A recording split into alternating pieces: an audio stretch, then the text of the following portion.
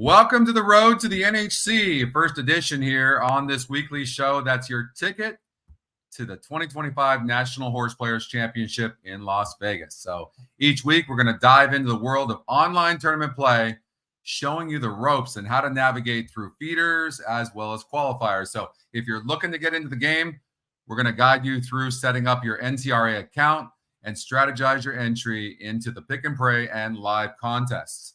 My partner to the road to the NHC is Wood Memorial winner, defending silver Sunday champion of 2024, as well as the 2022 NHC champ, David Harrison. David, what's up, my man? How are you? Doing fantastic. We had talked about this back in the NHC about maybe doing a show like this, and that there was a lot of people that didn't understand how the NTRA worked, how the membership worked, all that. And we thought, you know what, this might be a fun show to do where we went over some of the feeders and how to get into the qualifiers and things like that. And I thought, this would be kind of fun because a lot of people are intimidated by it. And it's actually very simple. Yeah.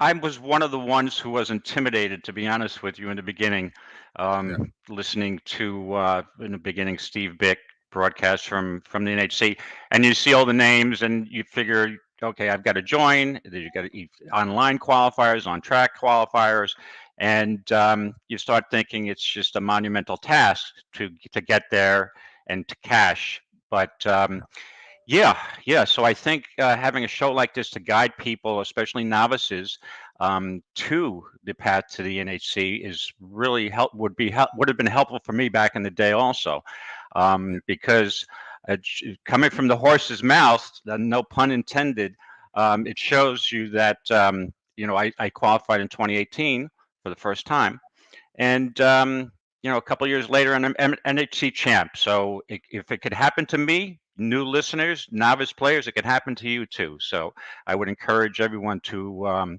join, because the money that's on the table is just too good to pass up out there. Yeah, one of the questions is too, are these horses that we're going to give out? We're not really going to give out horses. I did some handicapping. I know that you did as well. And then we're kind of winging it. We're kind of looking together. Yep. We've got the new simulated race that we're going to show. So we really want everyone to make their own selections based on information. So we will cover the races, but I don't know that we have any pre-selected plays. Yeah, I looked at a couple, and I have basically 2 to 3 horses in mind for each one. But don't forget, they're pick and praise. So that's the disadvantage on pick and praise as to live tourneys, that you can just look at the odds when the horses are in the post parade or loading into the gate and make your pick then. But I did get a good feel for the card, and you get some challenging races. But basically, an overall strategy of what to look for, what to avoid. When to pick up a race that may yield a cap horse or value play, which I'm always looking for. So so we're going to give you some tips on that. Just so people understand, so a pick and pray is essentially you have your pre-selected races that you're going to play on, horseplayers.com or horsetourneys.com. They're pre-selected, and you have to have all those plays in ahead of time. Okay, now these are mythical $2 to win in place. Same as the NHC format. Essentially, you're trying to pick the horse that's going to win, and if it comes in first or second, you're going to get points. Of course, you're going to get more points if the horse wins, but you have to have every one of those plays or picks, and they're different tracks, usually 3 or 4 different tracks to choose from, and then you have to have those plays in before the very first one goes off, or that's it. So you only get those plays. And you can put in 2 entries if you want, 3 entries. So if you think, now there's a strategy behind that as well. It's not an easy thing just to add another one. So we'll talk about that. When you're talking about live tournaments, they do have the mythical as well online. Most of them are mythical. And the way that works is you can go from race to race to race, but you do have to have your play in before the race takes off. Essentially, that's how pick and pray and live works, correct? That's how it works. Yep. And And also, they're all mandatory races. So we have horse players and horse tourneys, the two online sites where we play on to try to qualify. And they're all mandatory races. I know they tried. I know McKay tried out the optional route back a few years ago, where you had a list of maybe 30 races, and you had to pick either 12 or 15. I love that format because the one thing I don't like about some of these online contests is that you're forced to play races you may not play for real money.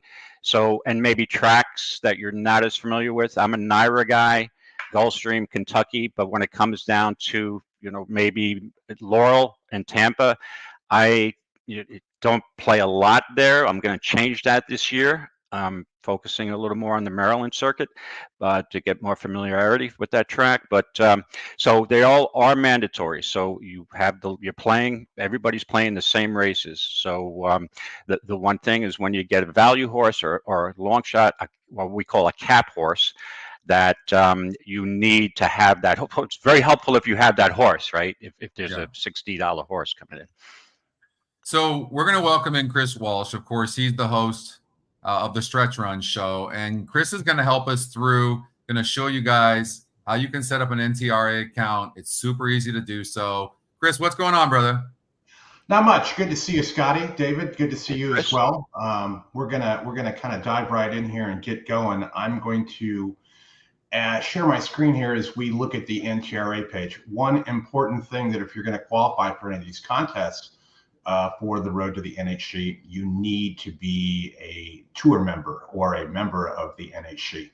And so once you go here, you'll find the join button here, and it gives you a couple of different options, three different options, I believe, here on how you can join. The cheap one is the $50 entry. The $75 entry is nice because you do get $30 in horse players credit, where you can play these races. And then as you go to the $95 one, you also get that credit, as well as a $10 contribution to Thoroughbred Aftercare, as well as a couple of other things. So make sure you have this signed up. You can't get a seat unless you've done this part first. So, and once you've done that, then you can kind of go over here to horse players and horse tourneys. They're two nearly identical sites. I don't have a balance in either one right now, but your balance will carry on both sites. So if you win something on horse tourneys, you can use that to play over here on horse players. What the guys are going to be focusing on here this morning is the quick early bird contest, which is $18. Currently, there's 85 entries in here. So for every 5 entries, somebody's going to win a entry into the qualifier, which is later on this afternoon, and encompasses Aqueduct 5th, 7th through 8th, Gulfstream, Tampa, and Laurel, two of the ones that Dave mentioned that he's going to be focusing on a little bit more this year. But the early bird contest here is just simply the first 3 races of Gulfstream and the first 3 races of Aqueduct. For every 5 entries in here, one person will win an entry to the qualifier. So there'll be multiple ones. You don't necessarily have to be first, but this is a pick and pray tournament. So you have to get entered and then get your selections in before the horses go off in race 1 at 1:10 p.m. Eastern time at Gulfstream. One thing we've been doing in the chat, in our WhatsApp chat that you guys can join, is we've been doing private tourneys that we only post in the chat. We get like 10, 13, 14 people in. It's a little bit shallower water than the deeper end here when you look at the amount of people that will be entering in this qualifier here. So we'll probably do something like that next Friday, Scotty. But we do this on Wednesdays for the full card, Tampa card here, Tampa and Gulfstream. There's just a few weeks left until Tampa wraps up at the first Saturday in May. But it's kind of a fun day if you're a work from home guy. You've got 17 races you can play.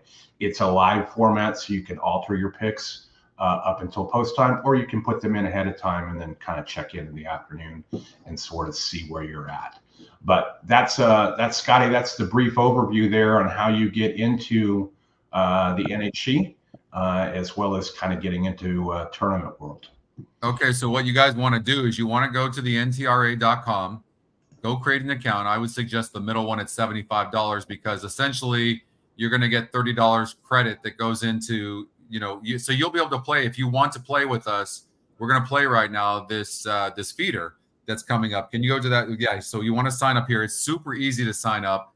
I would suggest the middle one for $75. That's per year. And then it automatically renews and then on your credit card. And then you would just, now you're all set up to go. Then you'll also have $30 credit. As you can see that middle one there. And then you're all set to go. And if you want, then you could use that credit at Horse Players. And you can join right there at the very top. Right that front page there, you'll see that's the qualifier. That's the feeder for today's qualifier. So what that means is this.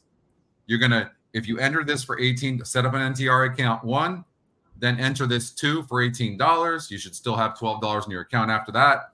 And then if you meet the criteria there, I think, what does that say? I can't really read that, Chris, but I think the top 22. People, how many top people? 22.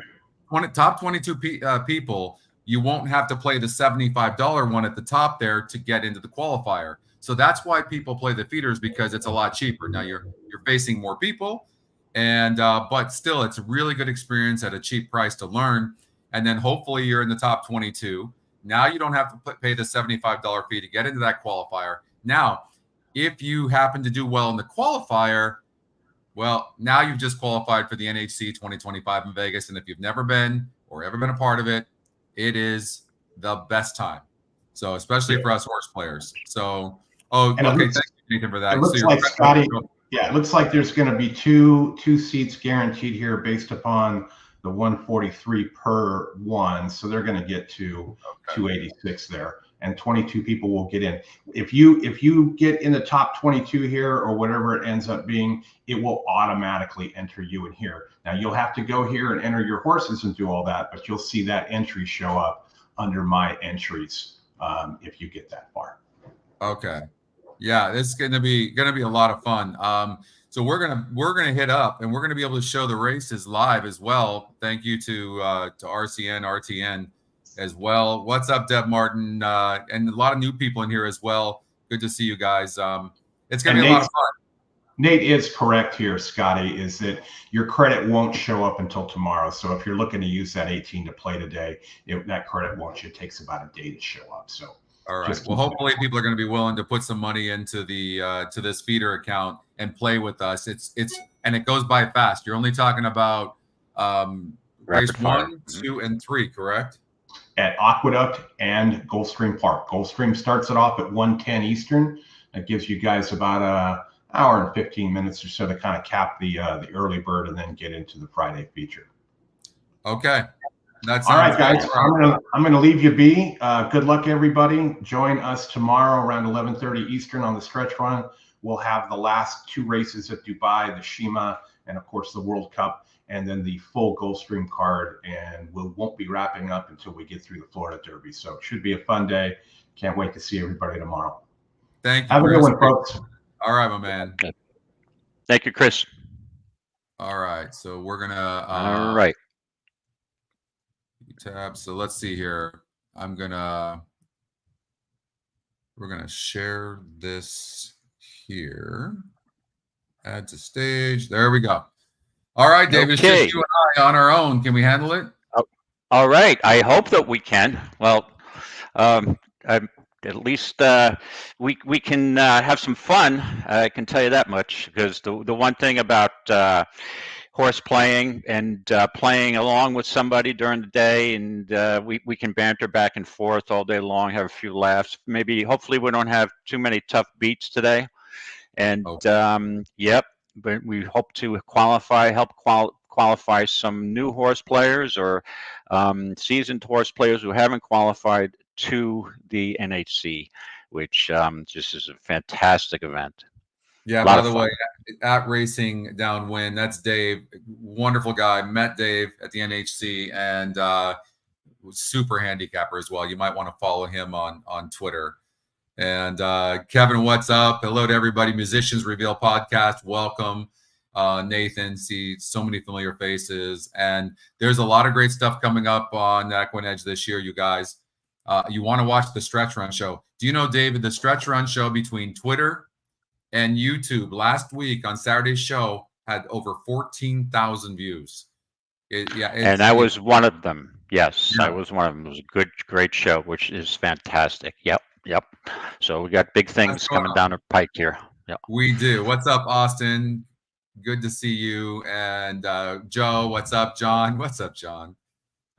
Anyways, it's neat. This is going to be really a lot of fun, and we're going to be doing this every week at 11:30 a.m. Eastern time. It's gonna be my man David and I. If you don't know David, you should know David. David, first of all, you did an amazing job here in the Silver Sunday this past NHC a couple weeks ago. That was just an incredible thing. Like, you just pulled away, and I ended up getting 7th in that tournament, and we were represented. But really, Justin was really the big surprise. Like Justin had never qualified. He went to the first and last chance on Thursday. We went. He ended up qualifying for the NHC his first time, and I ended up getting 17th in that tournament. And then Justin goes over and gets 58th place in the NHC. And I'd like to add, before I forget, that he was in a great position even to make the final table at one point. We had a couple of powwows, and I said, don't falter under pressure, dude, because if I could keep it going. So I gave him advice on what helped me in 2022 get to that final table and not cave in, because really, to be honest with you, if in that ballroom and it's the final day, it's a lot of pressure. There's a lot of distraction, a lot of noise, and you can lose it rather quickly if you're not composed. So so Justin was in that position, and he did a fantastic job. So it shows players out there that you could be a newbie and have a chance to win $800K. Okay, you can actually turn $50 or $75 of the NHC membership tour fee into $800K, because there are 5 NHC offers, 5 free online tournaments, and there's also some other freebies which we can go over. So you could basically turn very little cash into a whole load of cash if you join the tour. Yeah, I remember when you won the NHC a couple of years ago. It was just insane. Like, and you were a long shot to do it, but like, and that's what that tournament is all about. So don't think that this is even for you newbies. Like you can do this. Like, it's crazy, and hopefully you'll use EquinEdge along the way. The hope is, David, can you imagine? Like, well, first of all, I'll tell you, 3 years ago there was maybe 10 people using EquinEdge at the NHC. Last year, we had about 150. We had well over 200 people. It was the most surreal thing to walk around that banquet room, that big room, and see the EquinEdge screen up there. It was a pretty proud moment. Yeah. Yep. And I have to tell you, before I discovered EquinEdge, I was just a DRF guy, reading papers and watching replays, which is a big thing, part of my play or preparation for the NHC. I get tired of watching replays. My wife's watching me in the living room like, don't you just get tired of watching past races where you don't have any money on? I'm like, well, you've got to do the analysis and research. But yeah. Well, and you have to be committed. Oh, by the way, let me see if I can find this. Okay, hold on one second. Bear with me. It's something like, I want to capture this right now. Okay, hold on. I got this. Watch. I want you guys to see this. Hope it's something good. It is. Let's see. We're gonna.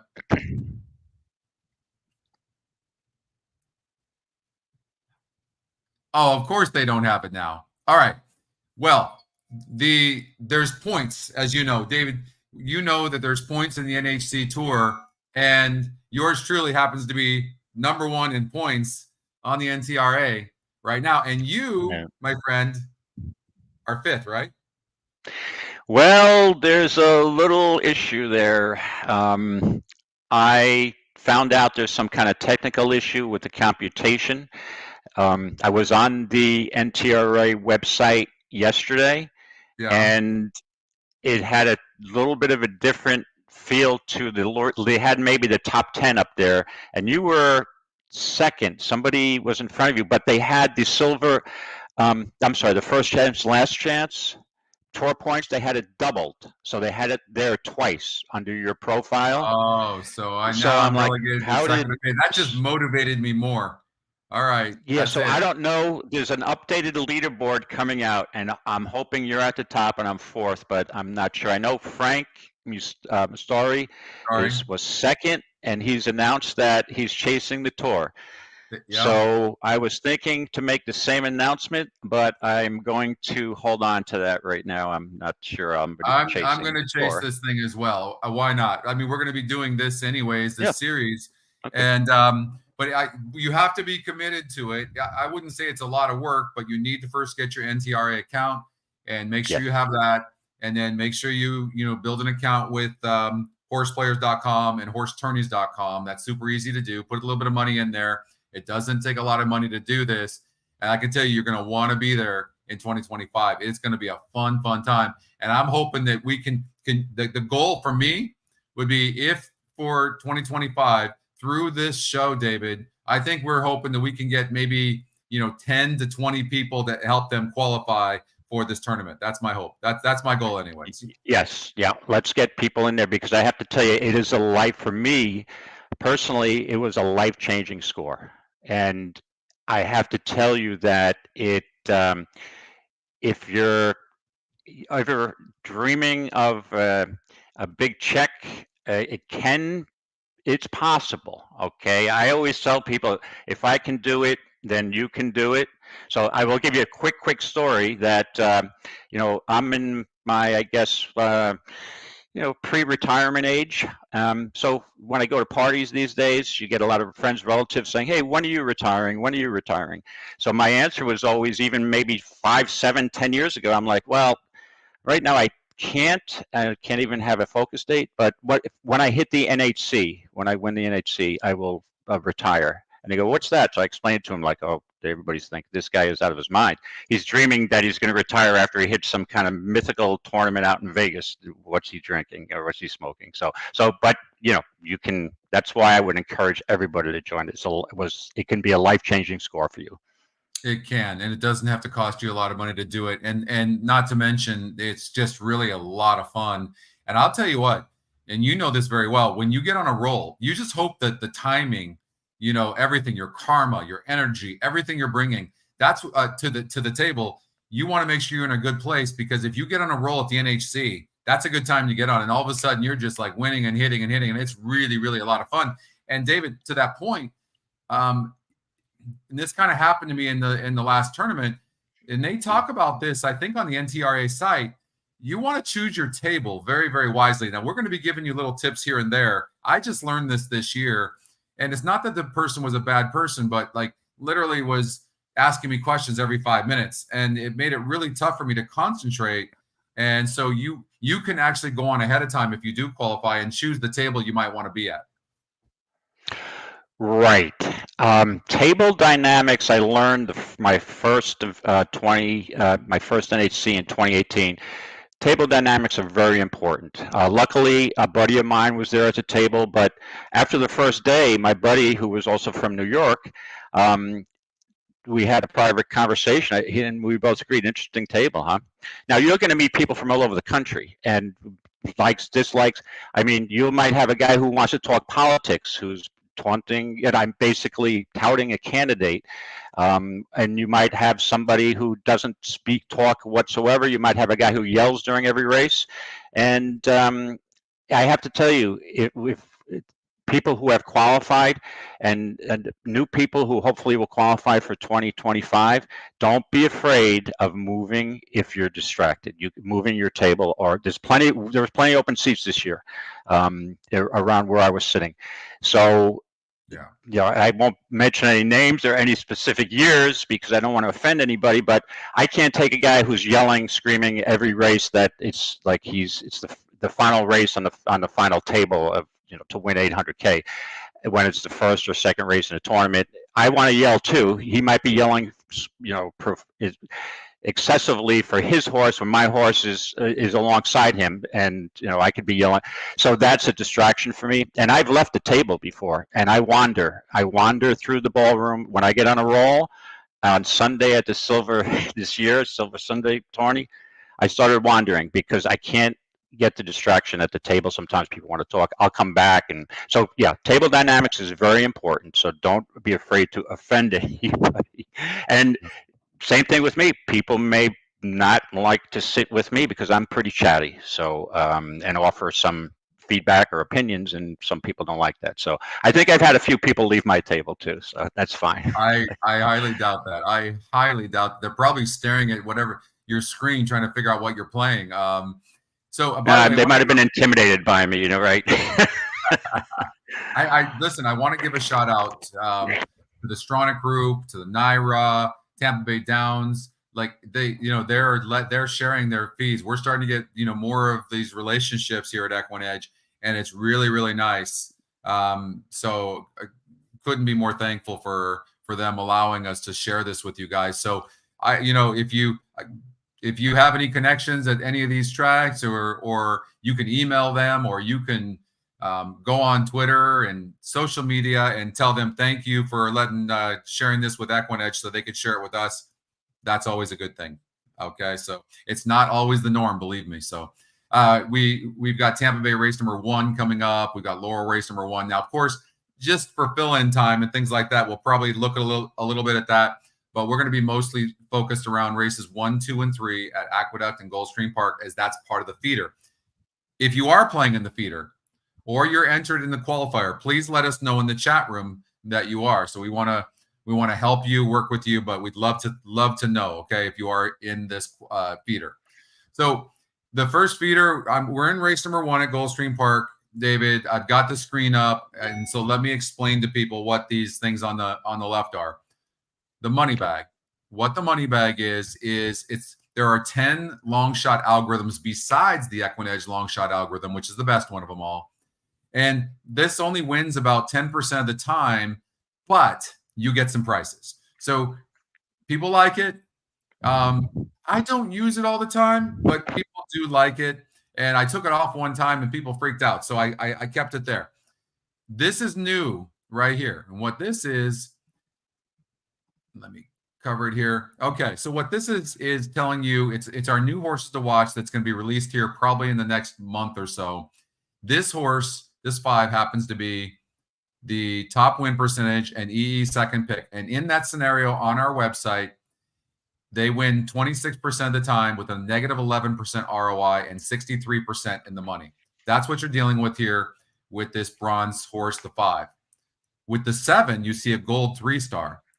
Well, this is one of the rare positive ROIs. So you're looking at a top SOR horse, top GSR, top EE morning line, and EE long shot. This will win only 23% of the time with a 4% positive ROI and 60% in the money. That's what you're looking at with this horse. So now I'm going to run the race, David, and then let's just play it from start to finish and see how the pace is going to play out. And so there it goes. Right now, the 3 is in the lead barely. And we'll look at the horse's styles as well to see if a horse actually needs the lead. But so far, the 3 to the second call is maintaining this lead. But you can see now, here comes the 2, who's 10-1 currently in the top EquinEdge pick at the stretch in the lead. Okay, now giving it up a little bit. And here comes the 1, 5, and 7. And the 5, okay, so look at the 5, who's the bronze horse to watch, over, interesting, the EquinEdge long shot. I'm not surprised. That's the EquinEdge second pick, the EquinEdge long shot, 2 horses to watch. And look at the money bag horse. That horse actually is in 3rd. So those are so this is essentially kind of what we're going to be doing. We'll be talking through it, answering your questions, and then we'll run this. And then what we're expecting is that each of us will interpret the race differently and play something, and all of us play something different. David, what are your thoughts? What were your thoughts on this first race? Yeah, I was looking at this first race, and I originally, the one thing I'll tell you that I personally won't play the number 2 horse for one reason, even though it's the top pick on EquinEdge, because a horse has had 17 starts and has not broke its maiden. So that's a horse that traditionally I'm off. I'd rather take my chances in a weaker 12-5 maiden claimer with a horse that's a little more lightly raced and may have a little more upside. So that would be a no-go with me with the 2. The 5 was my top pick in this race, but I do have a big concern about this horse, is that his last 2 races on the synthetic, this horse was favored and failed to get the job done. That shows me that horse may lack a winning attitude or winning profile. But again, you're dealing with a 12-5 maiden claimer. So I think the 2 horses that I would use here are the 5 and the 3, with a little reservation about the 5, being favored, like I said, twice without getting it done. And the 3's first time gelding. Just hoping he can transfer his form from Turfway to a maiden 7,500 claimer to a 12-5 claimer at Gulfstream. I don't know how they compare. So those are the 2 that probably be looking at. And the 3rd one would be Paisan. However, I'm concerned with his lack of speed. So basically, that's the way I looked at this race. Okay, so first of all, Kevin, to answer your question, these horse to watch symbols and the simulated race are in testing right now, so you don't have those, but those are coming shortly. Doug, we have some states here that can't even play in these tournaments, so I'm not sure as far as your region in Canada is. I'm not sure. You have to just try to sign up and see if it goes through. So I'm not entirely sure. David, to your point on the 7 horse, as far as there's really no pace in this race, right? And then the horse and then the horse that's showing to be in the lead, the 6, is a big long shot. I think the 7 actually, if you look here, look at the first call, the 7's only 3/4 length back. He might even be further back. I think the 7 can pretty much be placed wherever it wants to be placed.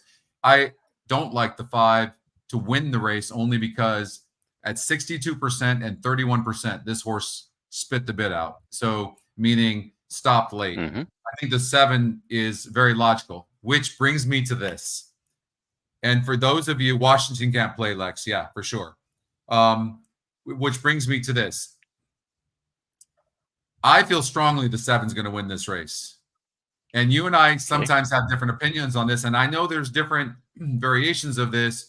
Meaning, in the NHC, of course, if this is a mandatory race, where in here this is a mandatory race, do you take these points? What do you do in this situation? Like for me, I really like the 7, but the horse is even money. What do I do? Okay, I would never in the tournament world, and especially the NHC, even in a mandatory, I wouldn't take an even money shot. I'd sort of opt. Look at it this way: if the even money shot wins at the NHC, it's not going to cost you that much, right? If it loses and you used a longer shot, a lot of people are going to have it, but you're only making up $5. So again, a ton of people will have it, but I don't play. That's not my style. So I'd be looking for a longer priced horse if this was a mandatory. And since it is a feeder, again, sometimes I would pick a horse and just move on. But I have a limit. It's even money or less. I'm not touching the horse ever. Now, with the CAW's influx into the pools, makes it a little more difficult because you think you might have a horse that's a decent, I'll take 2-1 or 5-2. That's about my limit. And then sometimes I've seen a 2-1 in the last 2 or 3 flashes go down from 2-1 to 4-5. And I'm like, oh, all right, well, I wouldn't have used it. But so it's even money or less, I won't touch. However, if I think a horse is very, very likely to win, and he would be a single in any horizontal play that I would use, I will use him in the NHC, which I did in 2022 in the mandatories. But I have a minimum of 2-1-ish to 5-2, 8 to 5, 9. I think 8 to 5 or less I would probably not touch the horse at all. Right. So if you Okay. look at it this way, Scotty, even if you have a 2-to-1 shot, a mandatory, you've got, so you're talking about 6, so it's probably about $10 when the horse wins added to your bankroll, correct? So Yes. that means if you pick a horse, if you think that horse is so likely to win, just play it.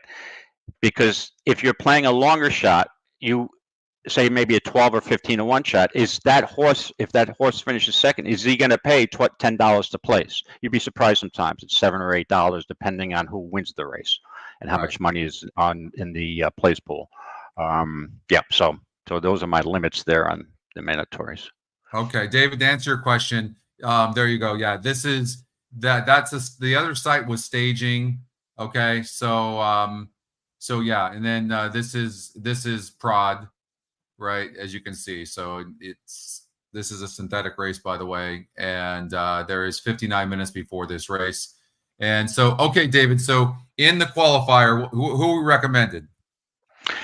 If I was playing this qualifier, now I probably am, this feeder, I probably would use the 3 over the 5.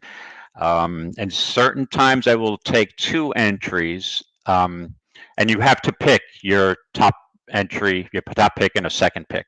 So if I use 3-5, I'd use 5-3 on the other ticket. So those are the 2 that intrigue me here. Okay, and then John, to answer your question, absolutely, we're hoping for June release of the race simulator to be available to users. So yes.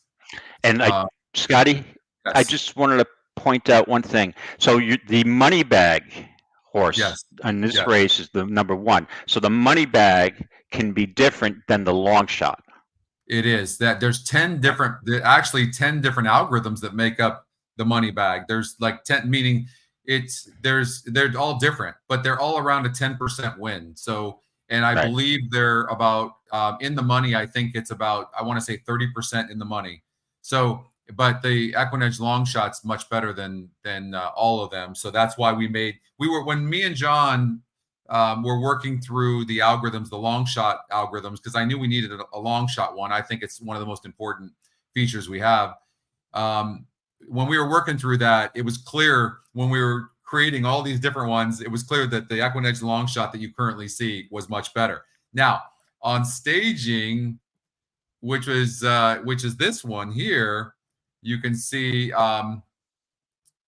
because it's a shorter field, it'll do it a little bit differently. But I'm testing a new long shot algorithm, which I'll share with everybody during the show as well.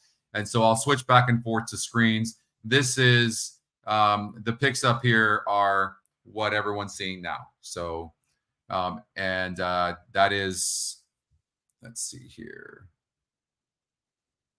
Yeah, so 7-5 is what you guys see. The simulator has the 5 horse beating the 7. 7, I think, is going to get a pretty good trip. I think we'll be closer to the pace. I don't trust the 5. I personally don't trust the 5. Well, and yeah, go ahead, David. Yeah, the one thing I know that the 3 horse Better Luck is on the pace profile as 3rd. He will, but again, it is close, 46 to 50 pace number. But don't forget that Paco takes them out, and Paco knows how to read a form and knows how to get to the lead. So I would think that the 3 is going to gun. Paco's going to gun this horse to the lead, knowing that there's lack of pace. And first time gelding, that likely the horse will show more speed with those 2 factors. Let me tell you a quick story. So Deb Martin, who is the very first day that we had the price plays up, the very first day we put them up, Deb played, I believe it was a pick 6 for like $12 and won like $23,000. Never would have found that horse without the price play, with the money bag, right? So, and that's why she's saying she's prejudiced about it for sure. And so, I think that anytime that you can take a second look, if there's an indicator that gives you a second look, it was 2160. Yep. And what was the money earned, Deb? 23,000, 22,000 on a $21.60 ticket. I think I was just incredible. It was really incredible. Fantastic. And it was so neat. And yeah, Deb Martin's the best. Okay. So we've got Gulfstream Park race number 1. I think we've covered that. Because it's a small field, and I really don't like any. If you're going to take a long shot in here, okay, I will give you this. Yeah, it was like 23,000. If you're going to play a long shot in here, for me, it's the 1-horse Sir Banana Brian. It's the price play, and it's going to be sitting on the inside. And a lot of inside horses win over at Gulfstream Park on the synthetic. So, and look at the finish. The horse is 3rd on the finish. So this is an example of what you're talking about, I think, David. Yeah, and also the one thing about the 1-horse, and again, I mean, these Tapeta races at Gulfstream sometimes are very difficult because the horse, especially at this level, the horses seem to go up with their form just varies widely, which is typical of lower price claimers, right? But this horse also gets in very light, 111 pounds.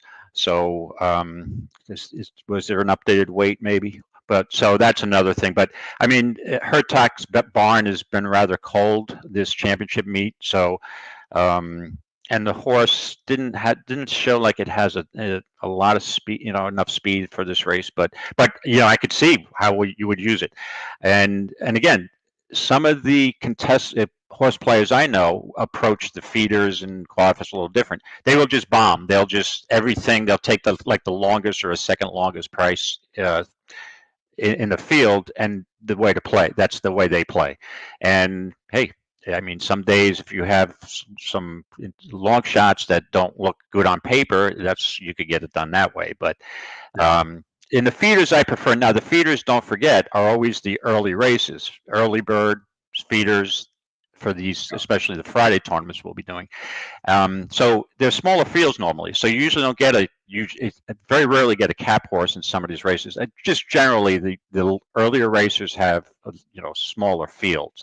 That might change on a Saturday, especially at Gulfstream and Tampa, but at Aqueduct, usually the smaller fields are in the beginning because the track doesn't want the small fields in the pick 6 sequence. So that's the reason why they're normally early at a lot of tracks. Okay, you guys. So now we're gonna start moving very quickly. Yeah, here's Dave's point too on this, right? You can't make up ground. Yeah, the 1 would be a good for the tournament, and Dave likes that horse as well. Okay, we got to move quickly. We're going to have to cover races 2 and 3 of Gulfstream Park, and then 1, 2, and 3 of Aqueduct, because you have essentially before race number at Gulfstream Park 52 minutes, and you've got to put your plays in this pick and pray. So give it a shot. Why not? Go open up an NTRA account and ntra.com. Choose the middle one. Again, you will have to put some money. You'll create horseplayers.com. Go there and create an account and join us here in the feeder. So we're gonna focus on that. I was gonna go cover some, maybe watch a live race at Tampa and Laurel, but we need to focus on getting the feeder picks in. So again, David Harrison likes the 3-horse a bit better luck. I think the 7's a no-brainer.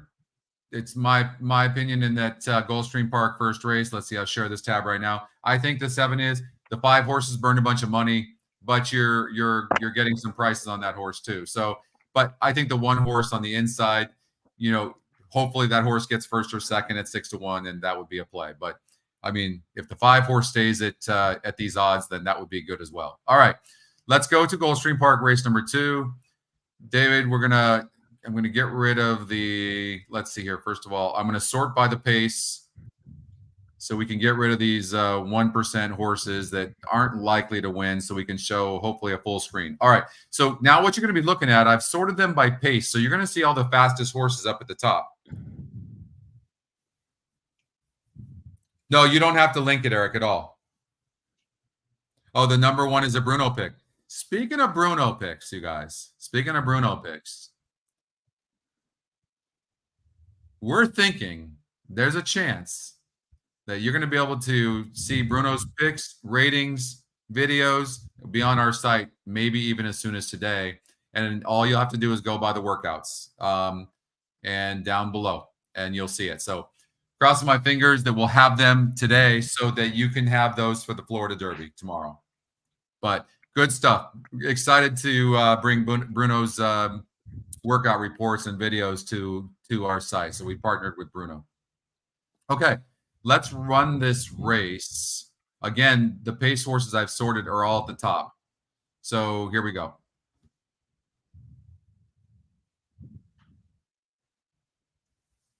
Yeah, 2 separate accounts, Eric. So, David, it looks like the 4 at the second call has a pretty easy lead. Is 10-1 on the EquinEdge morning line. Still at the stretch. Now, we don't know how fast the horse is going to go. Now, just so you know, the simulator is not analyzing pace. As far, so that 4 had a pretty easy lead. That would be a horse you would consider to go gate to wire, wouldn't you? Yeah, this horse could be long gone. It is a 5 furlong dash. I don't even call it a race. I'm going to call a 5 furlong race a dash. And again, Paco has the mount. This horse, I mean, was right, especially January 17th at Tampa. They ran the first quarter in 21-1. So that's fast. But the bottom line is there could be some other speed. The 6 is not slow. And the 7, Phil Serpi's horse, even though it was a slower pace, but that was a kind of an off turf course that day. So I just think that this might be a kind of a wicked pace. So that would be my concern with playing the 4.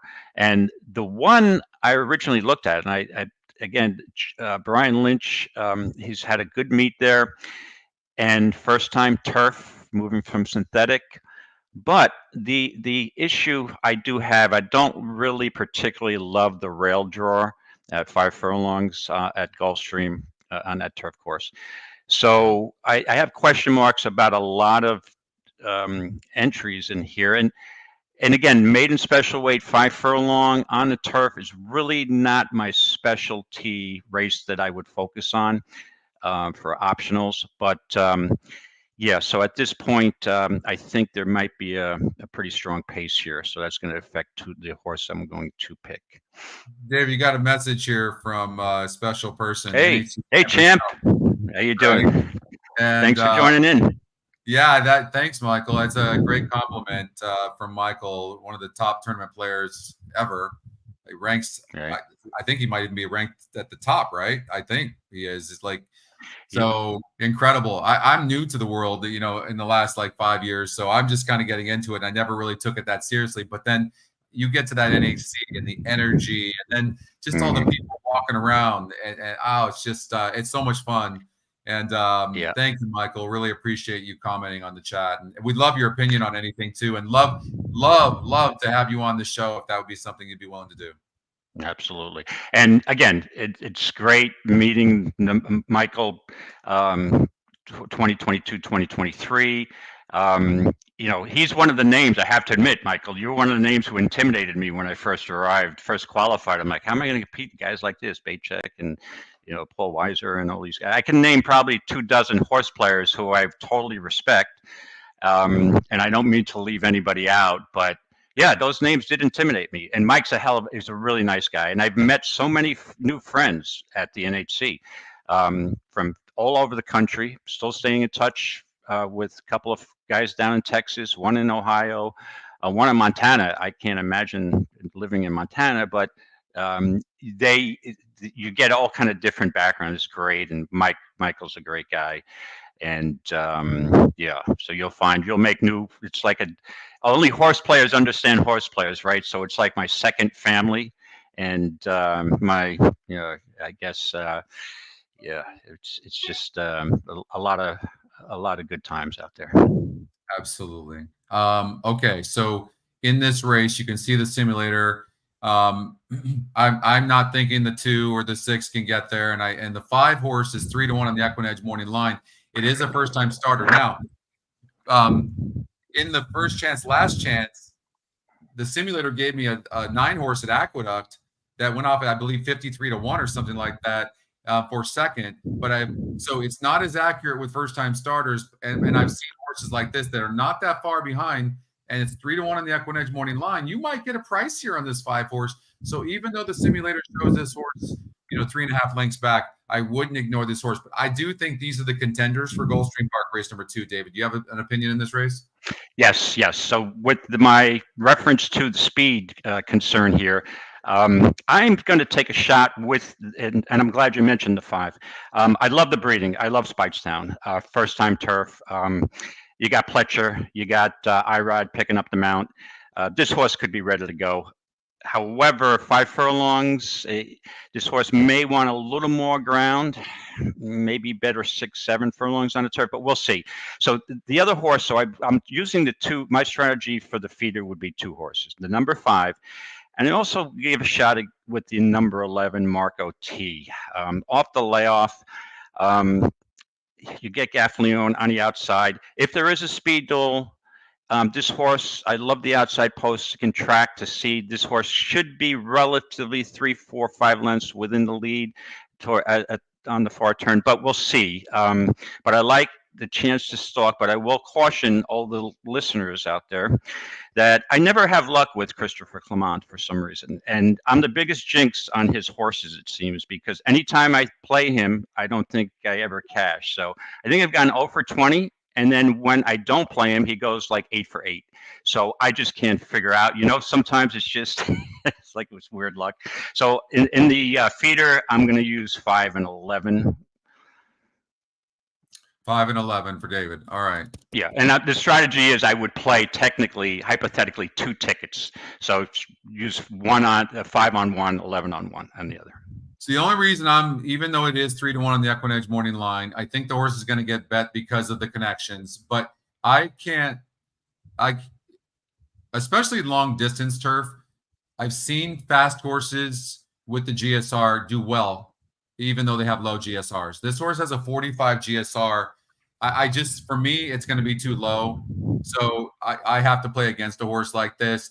I will tell you this. I think the main competition to the 4 horse is the 1, and the 1 draws the rail. Now, I love Johnny Velasquez, but jumping on. But this horse is going to have to break perfectly, and even then might not be the 4. For me, I have to take the 4 to go gate to wire.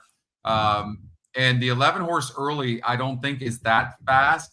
And from that post, the horse can definitely close, no doubt about it. But these horses don't stop going 5 furlongs on this turf course. They just don't. So very hard to come from behind. And I just think, and Paco, I have a note. Paco is insane. I don't think anybody wins more going 5 furlongs in the turf at Gulfstream Park than Paco. And so for me, if the 1 breaks good, of course, at 54%, the 1 can win. But I think I would go with the 4. I think the 10 horse is a fair long shot, but it has burned some money. You can see what it did 2 back going 5 furlongs, but it also saved ground on the inside, whereas now it draws the outside, the 10 hole. So I really think it's one thing when you look at a horse, David, that you like, make sure you look at the other horses in the race too. You don't want to get fixated just on one horse. So as I'm looking at this 4 and seeing all the positives with the 4, I'm looking at the main contenders too, and I don't really love what I'm seeing, and I think they're all going to be challenged in some way or another in the race, which could help the 4 get there. So my pick's going to be the 4. Yeah, and on your side with the 4 is that's Paco. Paco knows how to get horses out of the gate, right? He's known for that. He's going to gun, especially at 5. He knows he's got to be in the lead. But I do have a concern that 2 other horses are going to go with him. But yeah, no, I can see that scenario too. But again, sometimes you see a scenario and you go with your gut feeling like, yeah, I just have a feeling that the 5 is going to run well based on the breeding and the 11 with a stalking post. But yeah, no, I can see the 4 could possibly easily. I've seen so many 5 furlong races there with wire-to-wire jobs that that's a possible scenario. All right, let's get to race number 3. All right, so this is the last race for the feeder at Gulfstream Park, and I'm gonna sort the pace. So all the speed horses are going to be at the top, and then we'll look at their style to see if they need the lead or not. Let's run this race.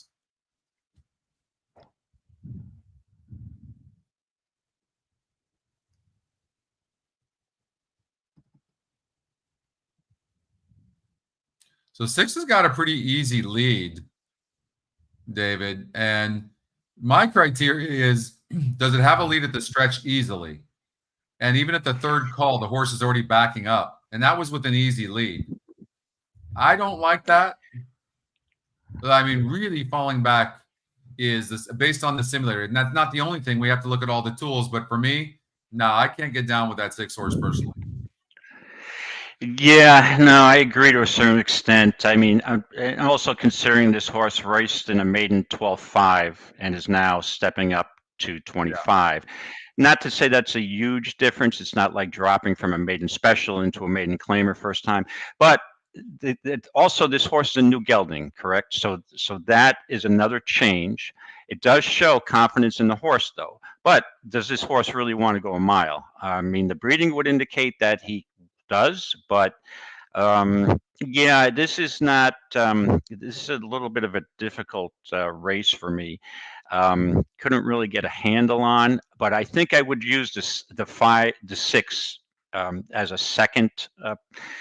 That would be my place horse. I think I can poke holes in every one of these horses, but I think that my guess would be that the 2-horse coming in from Tampa and dropping down from maiden 32. This horse raced in maiden 25 his first start, and Paco takes the mount. This is a weak field, so I'd probably take it as 2-6 here. It's not a lot of other alternatives for me here. Horses that break their mate or get gelded first time geldings only win 11% of the time. And so I'm personally staying away from the 6. The 1 horse, I mean, wins the simulation for fun. It's interesting. I mean, on paper, you wouldn't see that because this horse really doesn't look all that great. It's not really my type of horse, but for whatever reason, the simulation says the horse is gonna, it's gonna win. But the 2 horse is gonna have a lead at the stretch. It looks like. So I think the 2 horse, it's getting off the turf, getting back on the dirt, going 1 mile. It's never been a 1-turn mile. It's never been this distance here. Never been at Gulfstream Park. Only had all those races at Tampa. And the horse really is not a great breaker, and that's not a good place to be here at Gulfstream Park. So it'd be interesting to see how this horse breaks. So those are 2 favorites. But as we look at some of the other horses, I mean, they're all the backing up, and the 1 is finishing so fast. That is something. It's 28%. It's also EquinEdge's top pick, so that's certainly important. But as we look at horses, maybe to consider that are there in the stretch, it would be the 6 horse, like you're saying. Let's just say the 2 and the 1 don't finish. It would be the 5. I think we can confidently throw out the 3, and it looks like, well, the EquinEdge long shot is the 4 horse. And the horse is going from a 37 GSR to a 48 GSR. It got bumped at the first start. It could have been given the race. It actually got bumped at the start from the 3-hole. It ran up. Look at that. It actually second call. So it actually rushed up, and then the jockey let off. That might be enough for them to realize that this horse might have a little bit of talent. Wilkes with first-time starters is only 4%. With second-time starters, he's 6%. Not much better, but a little bit better. I don't think we know much about the 4. You could use the 4. Hey, Oldie, what's going on? Thank you. You could use the 4. I think this is a wide open race. Again, I know we're always looking for price horses. For you, maybe the 6 horse. So who are your 2 horses again, David? The 2-6. 2-6. All right. So David's got the 2-6. Okay. Obviously, we're not going to have the luck of knowing what the horses are going to go off at, as these are mandatory prepay. You have to have them in early. Scotty, as far as the 4 horse is concerned, I did look at that horse, but it's really not Ian Wilkes' profile. The first-time starter, second-time. Usually, it takes him a few races to get into shape. He's not early known to win early out. But this horse is an unknown, going from turf to dirt, right? It is. Second start, but it's not normally a horse I would play.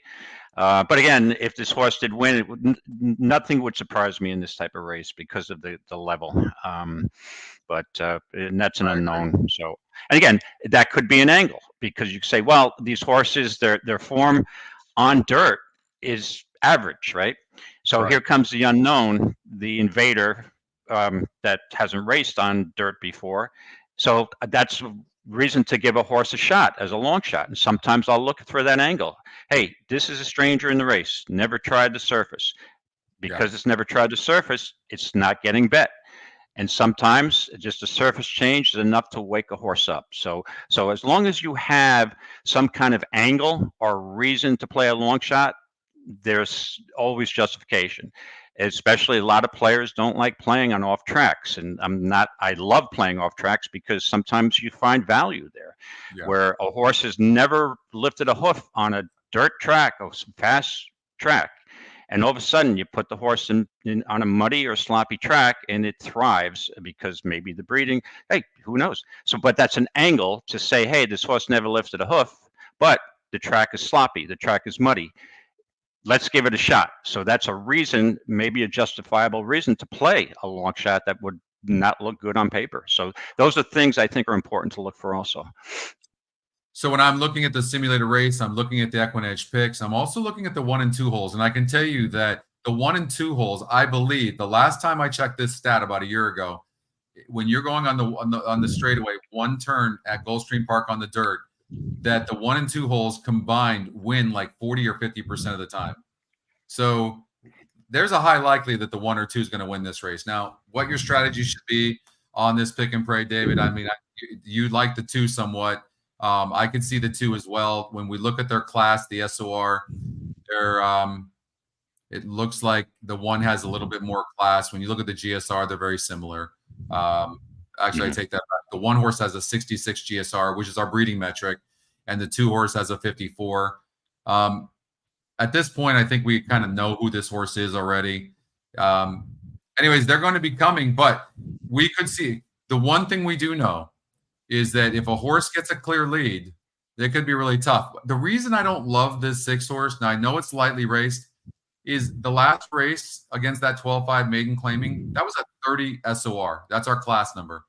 Today is a 42. That's just a big jump. And then with the simulated race also having that horse back up,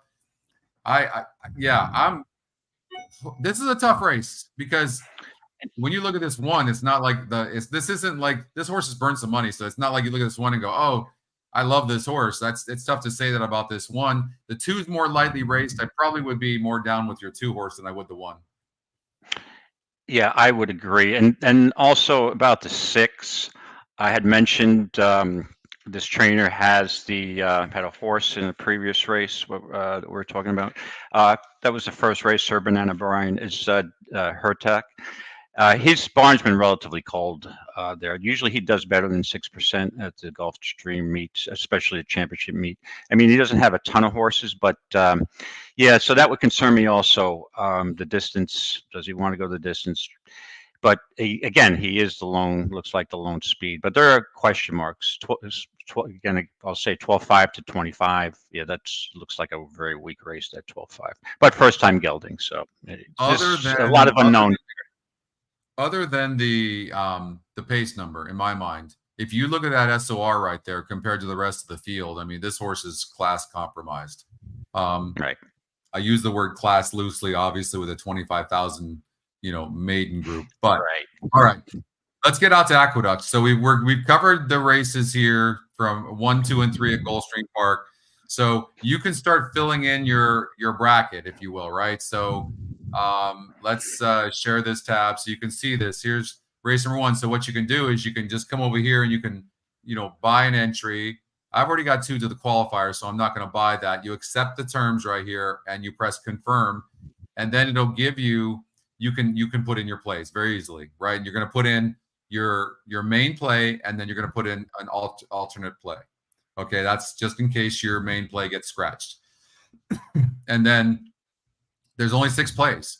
Like you're going to know from starting at 110 on race number 1 at Gulfstream Park to 220 race number 3 at Aqueduct. So you're talking about an hour and 10 minutes. That's what makes it so great. In an hour and 10 minutes, you'll know if you've qualified for the qualifier. And it's the top 22 in the feeder. So you get involved. It's a lot of fun. Right. All So right. you'll know relatively early if you have to dig into your pocket a little deeper for another $75. But hopefully you can get a lot of people there. Well, See how it goes. if you're in the top 22 in the feeder, then you're made it to the qualifier, so you don't have to worry about Correct. the I think it $75. should. Yeah, exactly. But you will. I think there'll be more. How many entries are in there now? Let me see. Let me refresh. 279 entries. So what? So You got top 22, 27. Oh, 227, 163. I'm sorry, 163 entries. I'm 163. All looking right, at that's not the bad. actual. Yeah, no, that's a good amount. Okay, So what? so as far as the We have five like horse, 32. David wants to know about this five horse. You know, you can't hate this five horse. I mean, I don't know what happened in the last race. Bumped. It looked like, okay, so the horse had issues in the last start. It was the first time on the turf.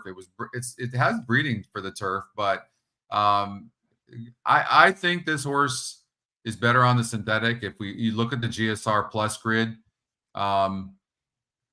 it's got some nice numbers going longer. It's decent here on the turf as well, but the dirt's the weakest of the tab numbers you can see there, but it still has some dirt breeding. The simulation has the horse. Again, that's not the only thing we're looking at, but it does. It has the horse not too far back.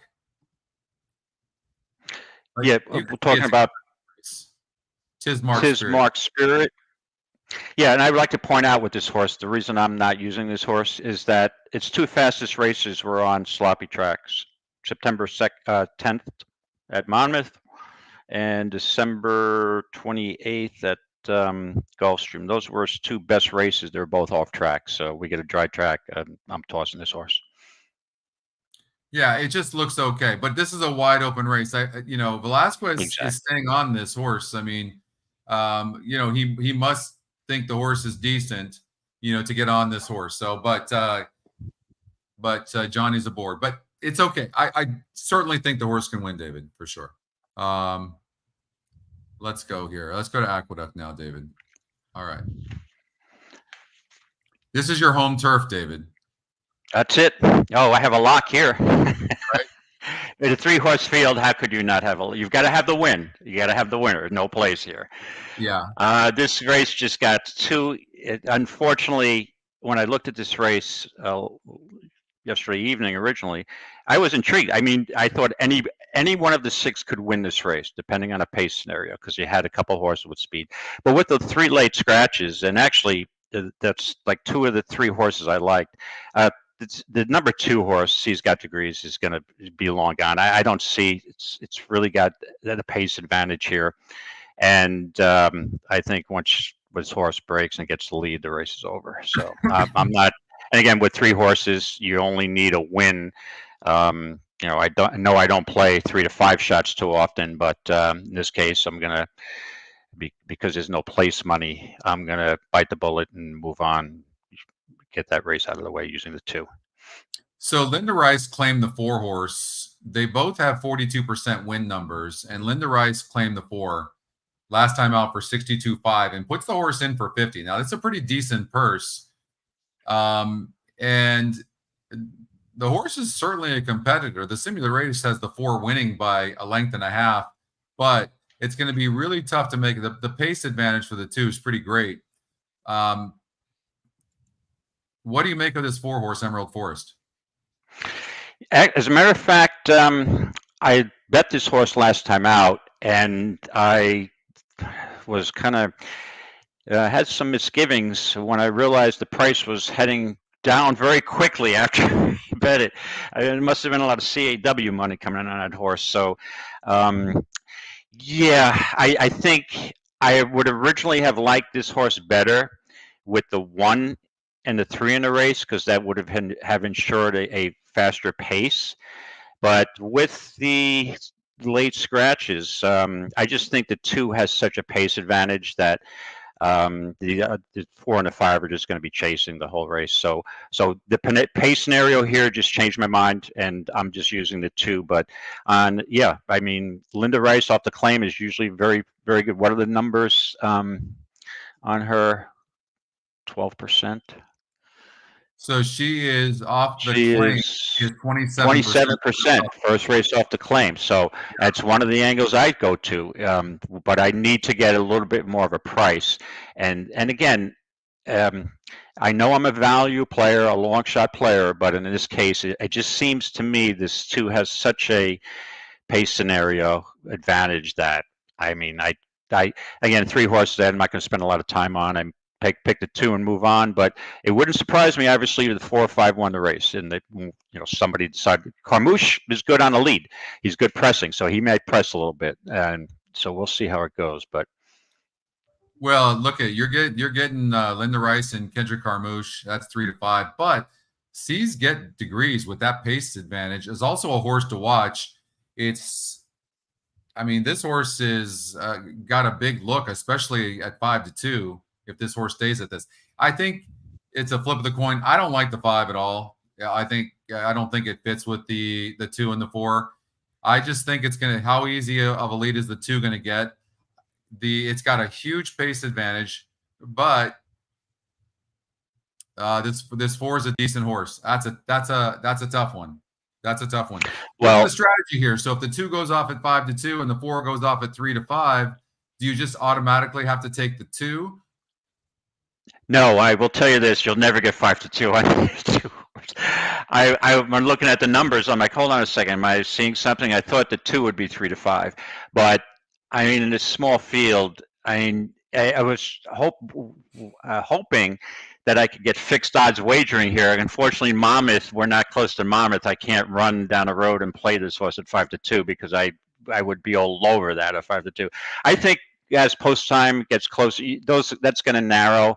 I think that you get one horse is going to be 6 to 5, and it's probably sees the other horse 7 to 5 or in that range. I don't think you're going to get 5 to 2 on either horse.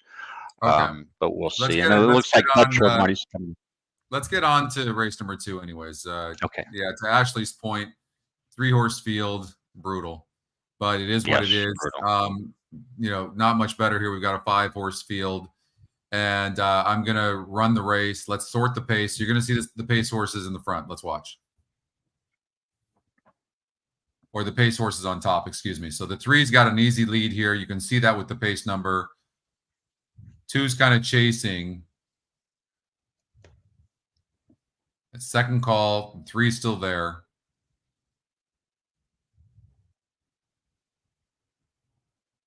Same. I mean, maintaining a 1-length lead over the 6, who's coming at 21% as well. Now takes the lead at the stretch. The 6 does. Here comes the 1, and the simulator, anyways, has the 6, 1, 3. Now, of course, we don't know if pace is holding. This horse can braid a little bit, but not going to need to. The 3's going for sure. When we look at the 2-horse. This horse has been trying to be near the lead of late. Its form is just not that great. I don't know what you think about this too. It is 7 to 2 on the EquinEdge morning line. It's got 3 wins in 28 races. I don't imagine that this is the type of horse you like. You're wrong, my friend.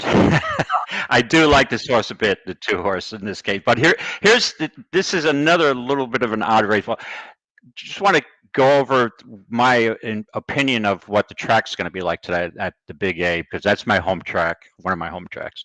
Normally, when you have they had a lot of rain down in Queens yesterday, and when the track was sloppy yesterday, not raining today, it starts off the day as muddy. I've seen so many times on this race, this oval, that the drying out track that's going from muddy to good, and maybe by the end of the day fast, very speed favoring early. And sometimes I make those assumptions without having any basis for it, taking a guess early, especially playing live money tournaments, that it's going to be a speed favoring track. I'm just playing speed the first 3 races. The issue I have, the 3 will have the lead. I think it may be a speed favoring track. That's another angle for me playing C's with degrees in the first race. But I have a huge issue with the 3, the first time off the claim. This trainer is 0 for 17 off that move. Eduardo Jones, they come out of a $14,000 claimer up to a $32,000. It might be outclassed. We'll have the lead, but I'm looking for a horse to win this race that's in second position, stalking this horse, taking over around the 4 turn and drawing off. And I'm deciding whether that's the 2 or the 4, and I'm probably leaning towards the 2 if this horse can get a good position out of the gate. The 4 puts blinkers on, but again, the trainer changed. It claimed from Jacobson to Rachel Sells is not a horse that I would normally play because of the trainer switch. So to me, it's the 2 horses after the scratch of the 5. This 5 is the horse that I originally would have liked. I won't bet the 1, Mystic Knight. That's not a typical play for me. Any horse that comes off, pulled up, walked off, vanned off, even at a distance or dropping way down in class, I have to watch. I will never play a horse like that first time back. I want to see that the horse is still able to run. So it doesn't leave me many options. So I would play the 2. So I apologize. I know you know my style, but depending on the race scenario, but the 2 needs to get good position out of the gate. Because there's just not a lot of pace. I'm hoping the 4 goes with the 3 and the 2 sits right close and makes a move. So the 2 is my horse in this race. So the 3 horses, obviously going to be tough going gate to wire. That all being said, it was claimed for $14,000 last time out, and this horse is moving up to $32,000. The trainer Eduardo Jones is 0 for 17 with first time out claims. That all being said, horse has a huge pace advantage. It's 14% to win, which isn't terrible if you throw out the 1, if for whatever reason you don't like the 1. And I have concerns about the 1. I mean, every one of these horses in here seems like a money burner. The 2's a money burner. The 1's been a money burner. And what that basically means is horses are getting bet, or especially if they're the favorite, and you'll see that in yellow here. Those are the horses you want to try to beat. I so badly want to play the 6. Claimed off of Richard Dutrow last time out. Burn money as the favorite. The race before that, I'm not hating on that race because the horse was 41-1, wasn't really meant to do anything at Fairgrounds. It is second race off the layoff, and the simulator has the horse winning the race over the 1 horse, and it is going to sit I think it's going to sit maybe 3 or 4 lengths behind. I think it's going to get a decent trip. I wouldn't even know who to recommend in this race. Your 2 can win, of course. I think every horse in this race can win. Which is the reason why you probably shouldn't play a favorite, right? Yeah, exactly. I mean, the favorite's going to be Mystic Knight, and off the pull. Yeah, I don't like the profile. Anytime a horse is pulled up, I want to give it a race before I play it. The thing is, the 6 I did look at, and the 6 has got a shot. I mean, Mike Maselli's 12% first race off the claim. I could see it. Again, this is a pretty wide open race, but the issue I do have, I don't like the claim from Dutrow. That's normally not an angle that I would play Dutrow to Maselli, but but I can see how somebody could use that horse. Absolutely, there's an angle, and this horse does have an angle that I normally like. First and second race off a layoff. Horses first race off a long layoff tend to need some horses need a race back, right? Yeah. And the second race off a layoff, they can improve. So this horse was claimed off first race off a layoff, second race off a layoff now, maybe room for improvement. So there's an angle there, and that could be an angle I'd use on a contest play at the NHC. So I could see, that wouldn't surprise me if this horse ran well. Ashley, nothing's manual on this is all automated stuff. The simulator race is uploaded when entries come in, and it works no different than the rest of the site. All automated. Nothing manual in there whatsoever. John says the 4 in race number 2 at Aqueduct on the off track, and it shows closing as well. But Dave believes, and you believe, David, that speed's probably going to hold here today.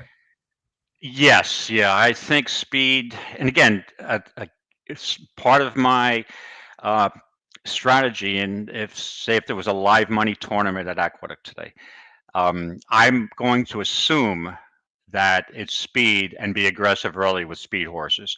If I'm wrong, then I'm out.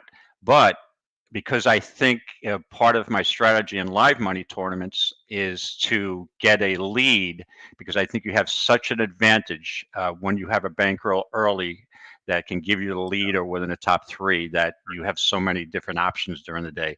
So, and I've been wrong before. I've been wrong. So, but that's the key to horse playing and being successful. Sometimes you have to go against the grain. All right, you can't, because if everybody plays the same way, you have no advantage. I'm looking for an advantage, or I think where I'm a wise guy, I know something that you don't know, and I'm guessing about it. So it's like my wife calls that my overconfidence sometimes with stuff that I think I know, but I may not. Well, no, I mean, that's a good way to be. You have to be committed. You have to really be committed to what it is you like, win or lose, and you're committed. And if you continue to be committed and it's still not working for you, then you have to try to, tweak it a little bit. I do that all the time. And I'll change up how I'm handicapping all the time, even from which things I'm sorting first. Am I going to sort the SOR first today or the GSR? And whatever is working, you want to go with that for sure. Right. All right. So that's race number 2. We've got one more race here in this feeder. Again, I'm going to go to the feeder real quickly and show you. It's so easy. Make sure you have your NTRA account, then set up an account over at horseplayers.com and horsetourneys.com. But for this particular event, horsetourneys.com, and you can see it's going to happen all in an hour and 10 minutes. The first race is it's going to go Gulfstream Park 1 in 13 minutes from now. Okay. And you can see race number 1, 2, and 3 at Gulfstream, and 1, 2, and 3 at Aqueduct. And top 22 are going to make it to the qualifier, which starts, what time's the qualifier start, David? Like 3:30 Eastern, something like that? Yeah, I think it's, let me just check here. I have it up here on my other screen, my multiple computers here. First race in the qualifier today is 3:27. And the feeder goes off at 1:10. So that gives us about 13 minutes for the feeder. Yeah. Okay. All right. So I'm still weighing whether I should actually play the feeder. That somebody's going to make my plays, and I'm going to end up tying them. And we're yeah. So what should I do? Do we have any encouragement from the chat room? Would you encourage me to play, or should I already have a seat? So I want to give new people a chance, but I'll do a consensus if I get. I could go either way. I don't want to rain on anybody's parade. Oh, I think you should play. Yeah, play. Absolute play. Is that what the consensus is? Yeah, they're not afraid of a little competition at all. Okay. It doesn't matter if it's the NHC champ. Who cares? Daniel's in the feeder. Hey, listen, we got to go to Aqueduct race number 1 real quick because we need people to be able to put in their stuff. You should already start putting in your picks already, you guys. So, okay, there it is there. So let's go to race number 3 at Aqueduct.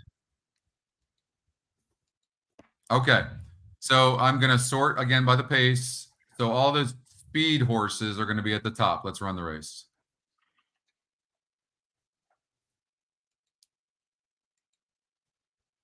So there's a long shot right there, the 3-hour reward with the lead, but already losing ground already as the 6th at the second call, who's 4 to 5 on the EquinEdge morning line, blows on by. You can see the 2 horses just stopping.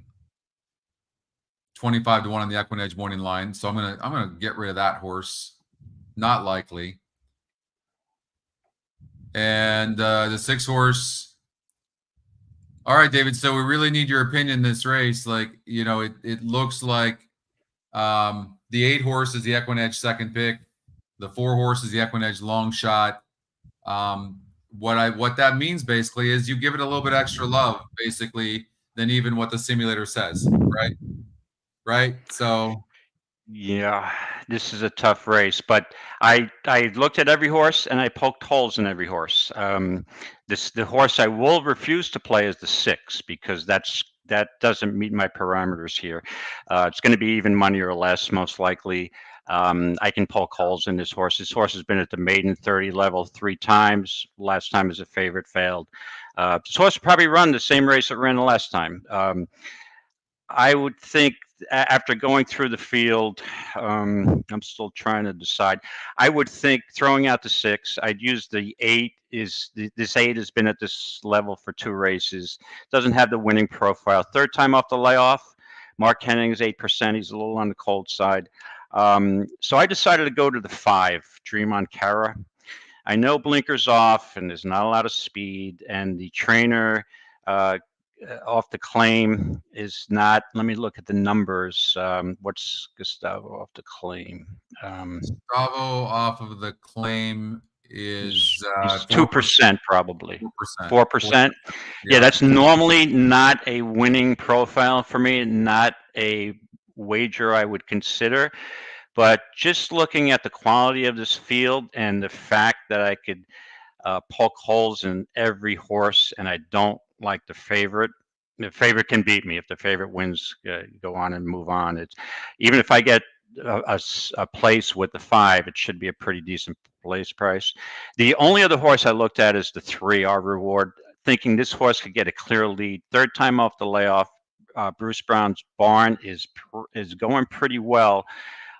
2 off tracks, but I'm just thinking, could this horse run? Is this horse just a quitter? I mean, if you look at the races, it's just losing ground every race. And so with that in mind, I reluctantly settled on the 5 over the 8 in this race. Yeah, it's a tough one. You know, you could look at a horse like the 7 horse who's been facing better horses, low winning percentage connections, no doubt about it. This horse is actually in for a tag for the first time. And from the rail, it was only 8 lengths back at the stretch, going 7 furlongs. So you could look at a horse like that. Nothing wrong with that 7 in this contest.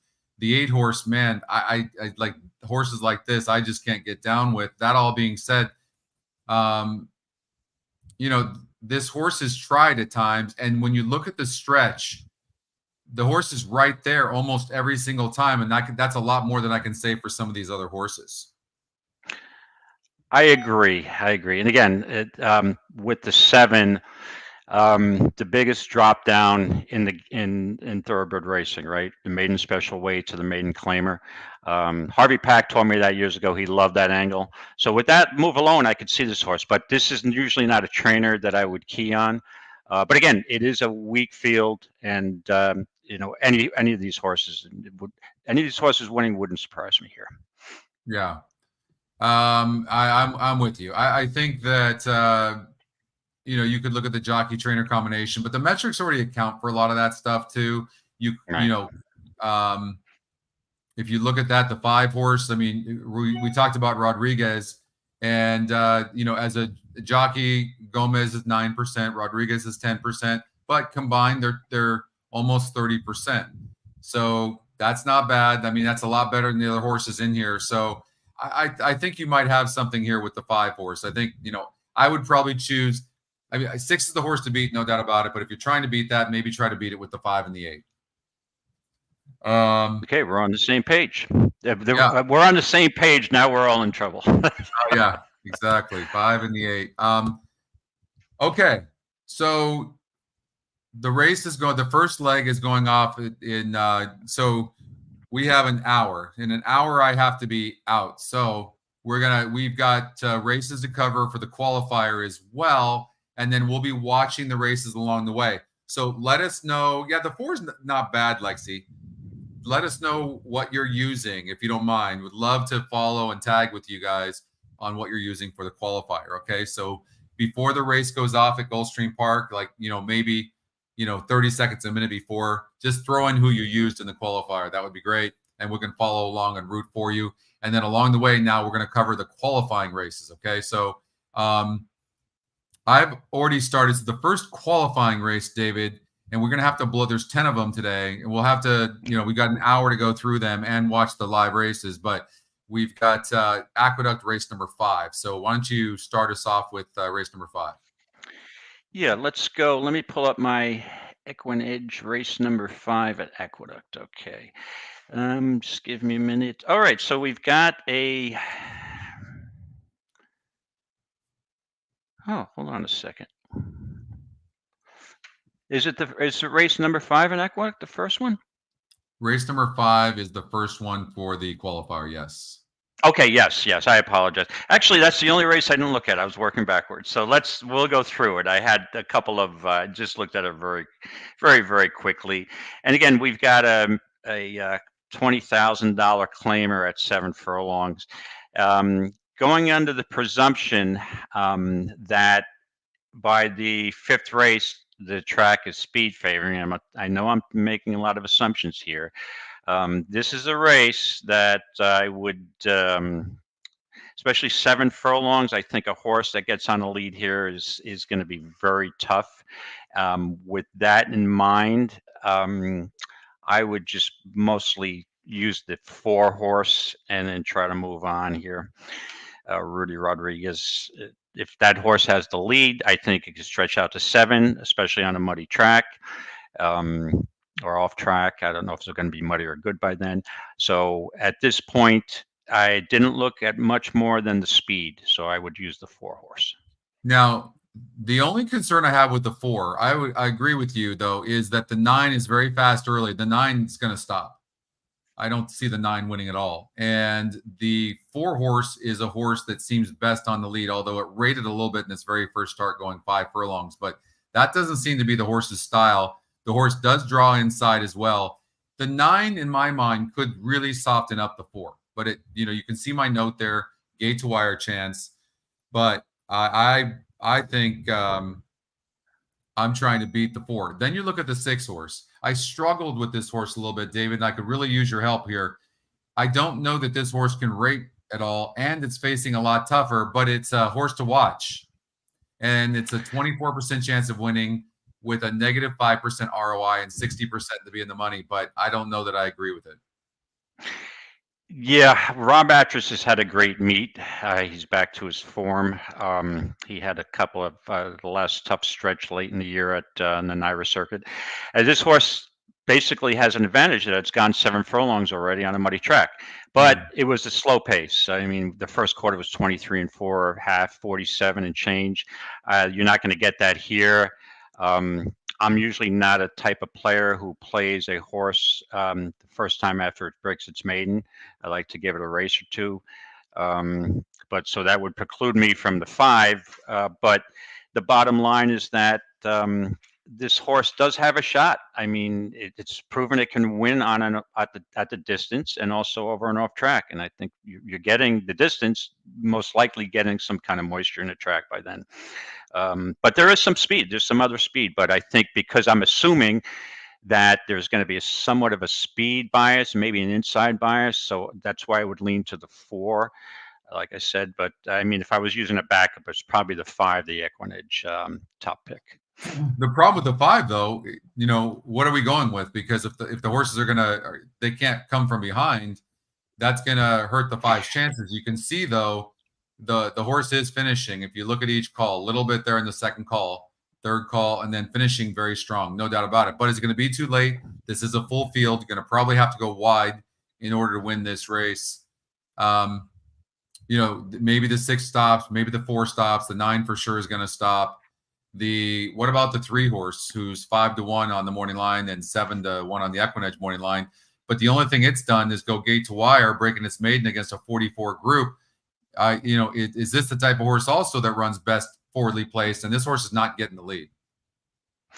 Right. And it seemed to, after that race on November 5th, where it went wire to wire, she didn't show that same amount of speed as much. Now, she did bump break. She had a bump break the last race and is dropping in class. So, I mean, is it possible that this horse could stay close to the pace and 7 furlongs might be up her alley? Possible.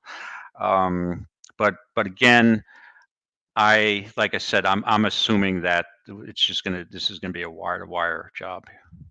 You know who could get a really good trip here? Now, horses that break their maiden only come back to beat winners 5% of the time, but this is not a great field. So I don't love bets like this very often. That all being said, the 8 horse Dame Catherine, she broke her maiden really easily last time out at 60 cents on the dollar. That's what she was supposed to do. She was 29%. It was a 42 group. Today's a 48. But in a race like this, tactical speed might be key. And she has that post. And so if she's good enough, she will get a good trip. I agree with you, Scotty. This horse has got a shot, and it's a horse that I may consider if I wasn't so speed biased today. But yeah, no, the horse does have a shot. And again, when you're dealing with a $20,000 claimer, you know, at the NYRA circuit for horse players who aren't as familiar as I am with NYRA, these claimers go in and out of form regularly. And the key to have success in claiming races is to follow the horses when they're on form, because they can go off form rather easy, and it takes usually a while. So they're in and outers. So that makes this race now. If this was an optional race in the NHC, it's probably a race I would pass because there's too many question marks for me. I usually like to have a solid angle for a reason to play a value horse, and this would be a race that I don't have any solid angle where I'd be confident enough to make a major play. So, but since it is a mandatory, you know, we got to make our plays. So, just taking a guess here with speed.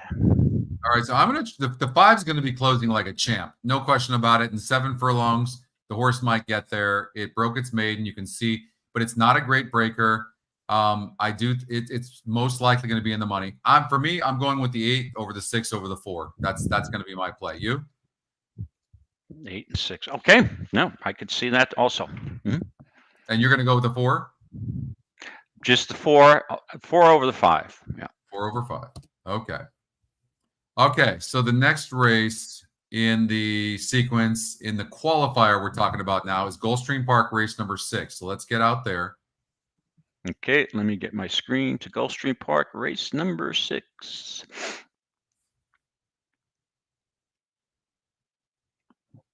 Okay, let me go through my notes. Okay. So I've already thrown out the 4, 9, 10. They didn't look like players in here, and I'm going to sort the pace right now. There's not much pace at all. I mean, 53 top pace number is slow as heck, and the 3 is most likely going to be your big favorite in this race. But let's run this thing.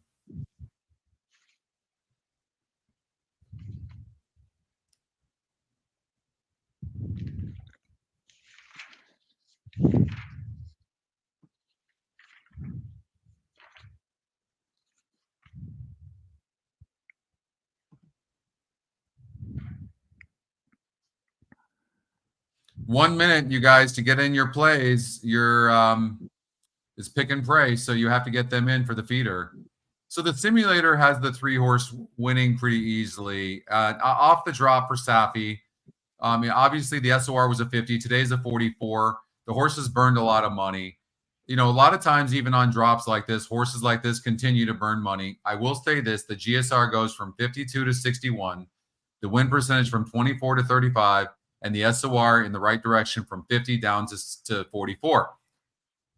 It's tactical. It has speed. It could be on the lead early. It's got an inside post draw when the rail is 38 feet. So a lot of indicators here are on the 3 horse, but you know the way the turf works at times. There is 10 horses in the field, 11 horses, which could make it tough for horses, especially with the rail out, to come from behind. They're going to come from behind, but they might not get the best trip. What's your play? 38 feet is the rail, Justin. Okay, this is a race I looked at. This is a race where I'm taking a shot. This is where I'm looking for value and going against the grain. I've got a maiden 25 claimer on the turf with horses, a bunch of horses. Majority of the horses in the field have raced over the turf with modest success, right? Or else they wouldn't be maidens. And a race like this in tournament play, I normally look for some kind of angle where horses haven't proven to be losers on the turf, right? Right. And there's one standout. I'm sorry to interrupt you. Hold your thought. We're going to go to race number 1. Sure. This is the first race of the feeder. So let's go.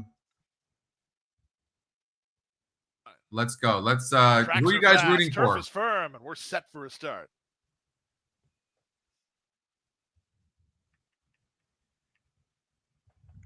Racing at Gulfstream. From the outside, Not a Prayer gets the first call and fires to the early lead from Better Luck, who comes away in second. In the white blinkers, Paisan is situated third while angling over. Mr. Cooper is next out wide on the course. Then Bernardo's Legacy, the early trailer, Sir Banana Brian. And around half a mile from the wire, the leader is Not a Prayer and Miguel Vasquez, but only narrowly. Up the inside, Better Luck is right with him second, 3 wide. Mr. Cooper is now third. Bernardo's Legacy behind a wall of horses. He's fourth. Sir Banana Brian is fifth, and shuffled to last is Paisan. They pass the 5/16. Better Luck has inside position, 3 wide. Mr. Cooper charging to challenge in between horses, Not a Prayer. Bernardo's Legacy looks to vacate the inside spot, trying to slide through. Inside is Paisan. They're at the top of the stretch. Inside, Better Luck cuts the corner and has a kick. He opens up by 2 now. Here's the From one outside, horse. Sir Come Banana on, one. I Brian know trying a to get lot up of second people are with using Bernardo's this one. Legacy and Don't hang. Mr. Oh, it's going Cooper. to hang. Final 16th All right, of a Better mile. Luck. Better Luck There's has the the lead. three horse- Bernardo's the Legacy two loose and horse. charging hard. That's Here comes Bernardo's second Legacy pick. on the outside, but Better Luck and Bernardo's Legacy hit the wire together. I don't know. That's pretty darn close. Bernardo's Almost Legacy got beat by the came one rolling. one He's in a 0 win for photo with 17 Better Luck, horse. who tried to hold him off. He Okay, won, Daniel had 4 the and 5. Manny had the 3. Nice, Manny. I think the 3 held on over the 2 barely. Yeah. Top 42 entries in the feeder get into the qualifier. That's huge. Thank you, Chris, for that. 2 got going too late. Wasn't the 2 the EquinEdge second pick? I think it was. That's the horse that was 0 for 17 lifetime. It was the one. Yeah, I might have got nipped. Let's see. No, it's 3-2. No. Oh, Yeah. It's 3-2. 0 for 18 now on the 2. So I'll never play. Let's see here. But that was a good move, right? That horse made up a ton of ground late. It did. It did. Let's see. Let's take a look at the picks. All right, so they were 7-5. The simulator had the. Yeah, you liked that 3. The simulator did not like that 3, and that 3 ran huge. Now these horses were lightly raced, and this horse. But yeah, great call, David. That's a great call. All right, But Paco to the lead. Baco to the lead. Yep, and then we've got. Okay, so Aqueduct race number 1 is coming up in 3 minutes. Let's finish. Why don't we do this? Let's finish up here and do Gulfstream Park race number 6, which is the second race in the qualifier. Let me get out to there, share this screen. There we go. And then I'm going to rerun. I'm going to sort the top pace numbers here. You can see, and then it did have the 3 horse winning. Let's run that.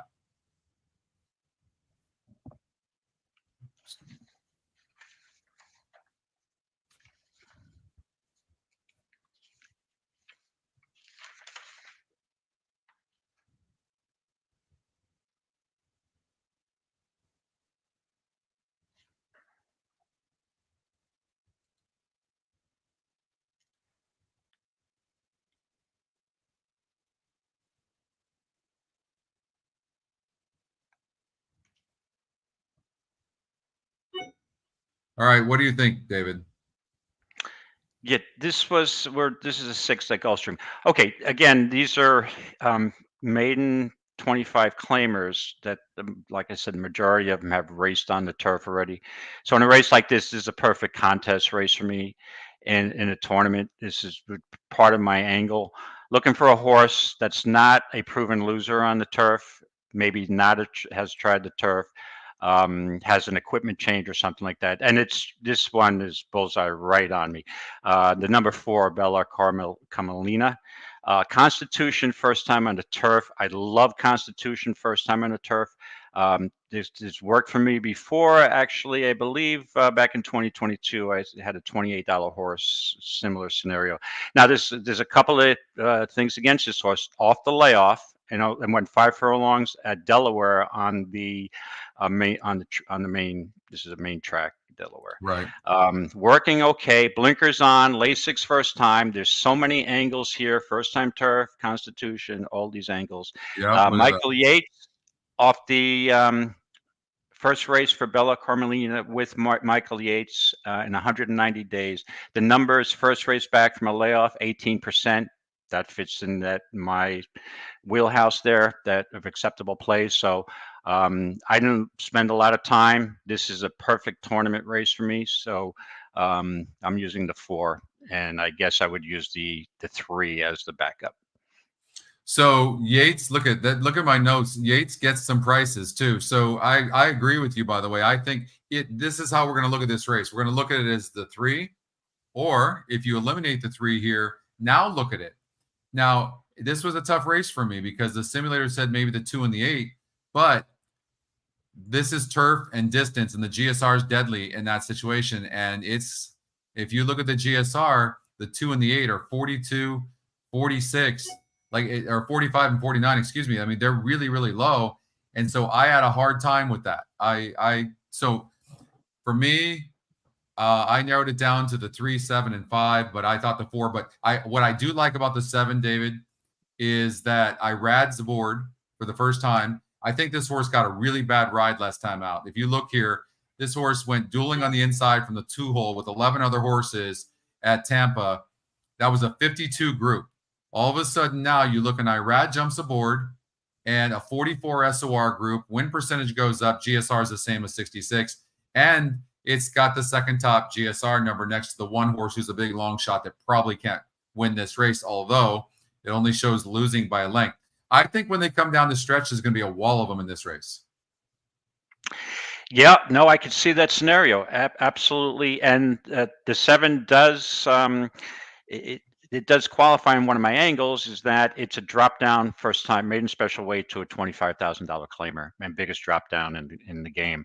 So that would be an angle that, I would be on the same page. I have no problem using that horse if you used it. Yeah. Okay. Let's get out to Aqueduct. Now, what have you guys? I'm surprised. I'm getting my price on. Yeah. So I just hit the big bank. So that's a yeah. I'm playing a 3-horse field, but I think here we go. Okay. Oof. I know you've got the 2 horse, but the 4 is close. And hold on, let me share this tab. There we go. And the trailer is Lost in Rome out in the center of the racetrack as the trio works up the backstretch. Seas Get Degrees is in front, still up by 3/4 of a length. Here comes the run from Emerald Forest and also Lost in Rome as they line up and move into the far turn. 23.35 for the opening quarter mile. It still Seas Get Degrees. Eric Cancel wanted the lead and has it. Is still up by about a half length as the favorite starts to inch closer now. Emerald Forest is ranging up on the outside for Kendrick Carmouche, and here comes Emerald Forest is coming to call for the lead. Seas Get Degrees is all in towards the inside and is still in front. They reach the top of the stretch. It's Seas Get Degrees. Emerald Forest with every chance to run on by. Very stubborn to the inside is Seas. Who's not giving in? Come on, 2. Emerald Forest is still right there as they approach. Let's go, 2. Come on, stay up. Emerald Forest and a very game. Seas Get Stop. Degrees. Keep going, 2. Keep going, 2. Get Degrees. Look at David Harrison. Yeah, you just didn't become the I got 3-1 in a 3-horse field, and that's absolute value. And to me, yeah, I kind of hammered this horse in regular. Wait! You got 3-1 on this horse? Holy crap! Yeah, How does that horse? I thought that horse would be 3-5. Yeah. Wow. See, that's what I'm. Right. So now, horse players are reluctant. I've heard a bunch of horse players that tell me they'll never play races off the turf or 3 or 4 horse fields, and I'm like, just don't pass them up because sometimes you get value. The angle took the lead, and the pace wasn't that fast. It was slower than I thought, 23 and change. And thank God for the 23 first quarter, because that you could get a little bit off that, a little faster, and he probably doesn't hold. But yeah, third choice in the 3-horse field. Yeah, amazing. Great. Okay, so now we've got to finish up real quickly. We've got to go back to Gulfstream Park. Let's make sure we share this. Okay, basically that was it. This was the simulated race. The simulated race had the 2 on the lead pretty easily, and then it showed the 4 coming, and then the 4 passing the 2. But you can see with that speed, that didn't happen, and the 2 horse ended up getting off at 3-1. I didn't make a bet in that race, David. If I would have known, I wasn't paying attention that 3 horse or 2 horse was going to go off at 3-1. You can bet you wouldn't have got 3-1 odds.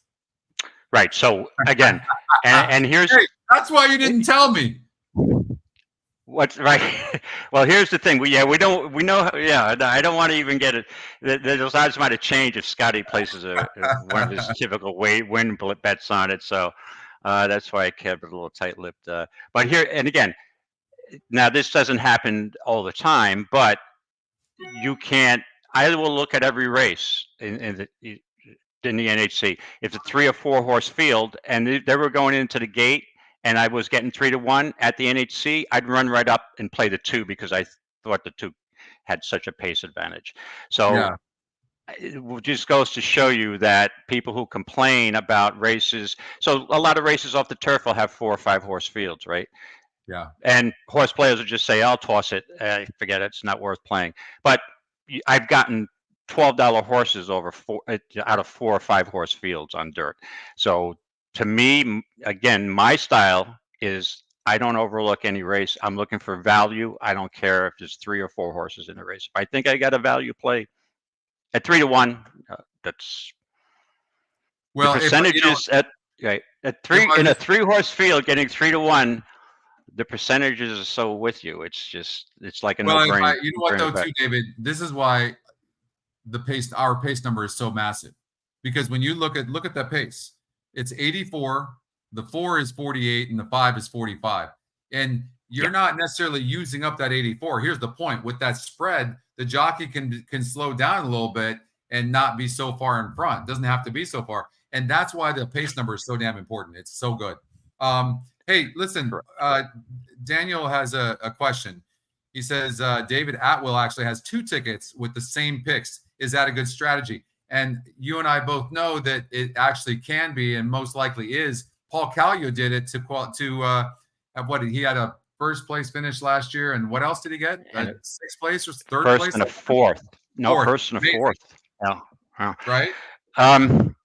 Yeah, no. Hey, listen, some players play like that, but that's not my style. So, and again, not to say that every strategy, every game plan is correct. I mean, some game plans work on certain days, some don't. I mean, I know guys who go to the NHC and only play horses on every race, 20-1 and above. And one of those gentlemen actually is an NHC champ. So it depends on the day. It depends on the 3 days. It depends. So not one strategy is going to work for everybody every year. And I think the value is knowing that and having the ability to change course, like during the tournament. If you look at a card and you say, I don't see any long shots, I'm a long shot player, but I don't see the races don't look as competitive as I thought, I will change. So I'm looking for value, but I think it's important to be flexible at times because every day at the track is different, right? So sometimes it's picking up, like likely winners. Like this is a horse though. If you and the one thing about a 3 horse field in the NHC, say if this is an NHC tournament race in Vegas, no one's playing. Not too many people are playing this. So if I can get $8 out of a race and I move on, you don't have a lot of competition. Not to say I wouldn't recommend to only focus on 3 or 4 horse fields in the NHC because you're not getting enough of a price. But my point is you can get value out of any race. All right, let's finish up here in race number 6, and then we'll move on to the next one. What are your thoughts again? Who are your plays in here? I'm on I've got Irad, who's jumping on the 7 horse. I think this horse has had a couple of bad rides. I'm on the 7 horse. Of course, the 3 horse the simulator shows the 3 horse winning for fun off that big drop. The 3 horse is the horse to beat for sure and saves ground on the inside.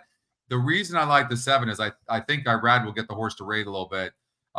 Everybody's going to look bad as it applies to the 3 horse, as you can see. It's saving ground on the inside. But again, remind us what your plays are in this race, or who your top 2 horses are. Yeah, I'm using the 4 as my wise guy play for Constitution first time. Right. There's a lot of angles for me. This is a typical race that I would use in a tournament. And my second choice would be the 7 first time in a maiden $25,000 claimer. So basically, I would be the 4-7, but the 3 is going to be there. So I mean, like if we're looking at real money plays, and a normal way it would be a contest play for me, the 4 horse, and then I will use live money, this 3 and the 7 over the 4 in an exacta. So that would be a type of live money style I would have in a contest. All right, so for me, I've got 3, 5, 6, 7. I think the 3 is going to be tough to beat, but the horse is dropping in for a tag for a reason. I would encourage you to really look at the 6 horse carefully in this race number 6. I think Channel Loop is if it's been facing much better horses back on the turf. It got a 4th place finish. It was only against 5 other horses, but it was a tougher group than this. The horse is tactical. I think the horse in this lack of speed in the race. I actually think the 6 horse might be a decent play, but Irad's going to put the 7 horse in a good position, and then you've got the 3 horse. So, for me, 3, 5, 6, 7, somewhere in that order. Probably the 3 horse, the horse to beat. But if this horse is going to go off at 3 to 5, it's not worth a bet. No, exactly. But Right. and again, you can we have the advantage in this race in the qualifier, in that it's the first race of the qualifier race, so you can wait pretty long time, but don't wait too long. Right. My assumption is that if you don't know who to play in this race, play your other picks in advance. It's a pick and pray. You have to have every pick in before the first race, and then wait to play this one, because this you can you get at least the advantage in one race. You can see what the general odds are going to be before you make that selection. All right, let's get out to Tampa race number 8, which is the 3rd leg of the 10 in this qualifier today. Again, the qualifier, I believe, starts, the first race of the qualifier starts at 3:27 Eastern time, okay? 3:27 Eastern time. It's a pick and pray, so you have to have all of your bets in. Don't forget to get an NTRA account, and okay, make sure you do that. So thank you so much. I really appreciate that, Euper. It's David, we talked about this. I brought this up to a few people also, and I thought, this might be a lot of fun to be able to introduce the NTRA and how it works and the tournament play and stuff like that. And, like you were saying at the beginning of the show, there's a lot of free tournaments as well that you can get into. Didn't you, the year that you won the NHC in 2022, didn't you qualify with a free entry? No, I'm not that good. No. I think you had won a free No. The year before was the pandemic year. It was postponed until August.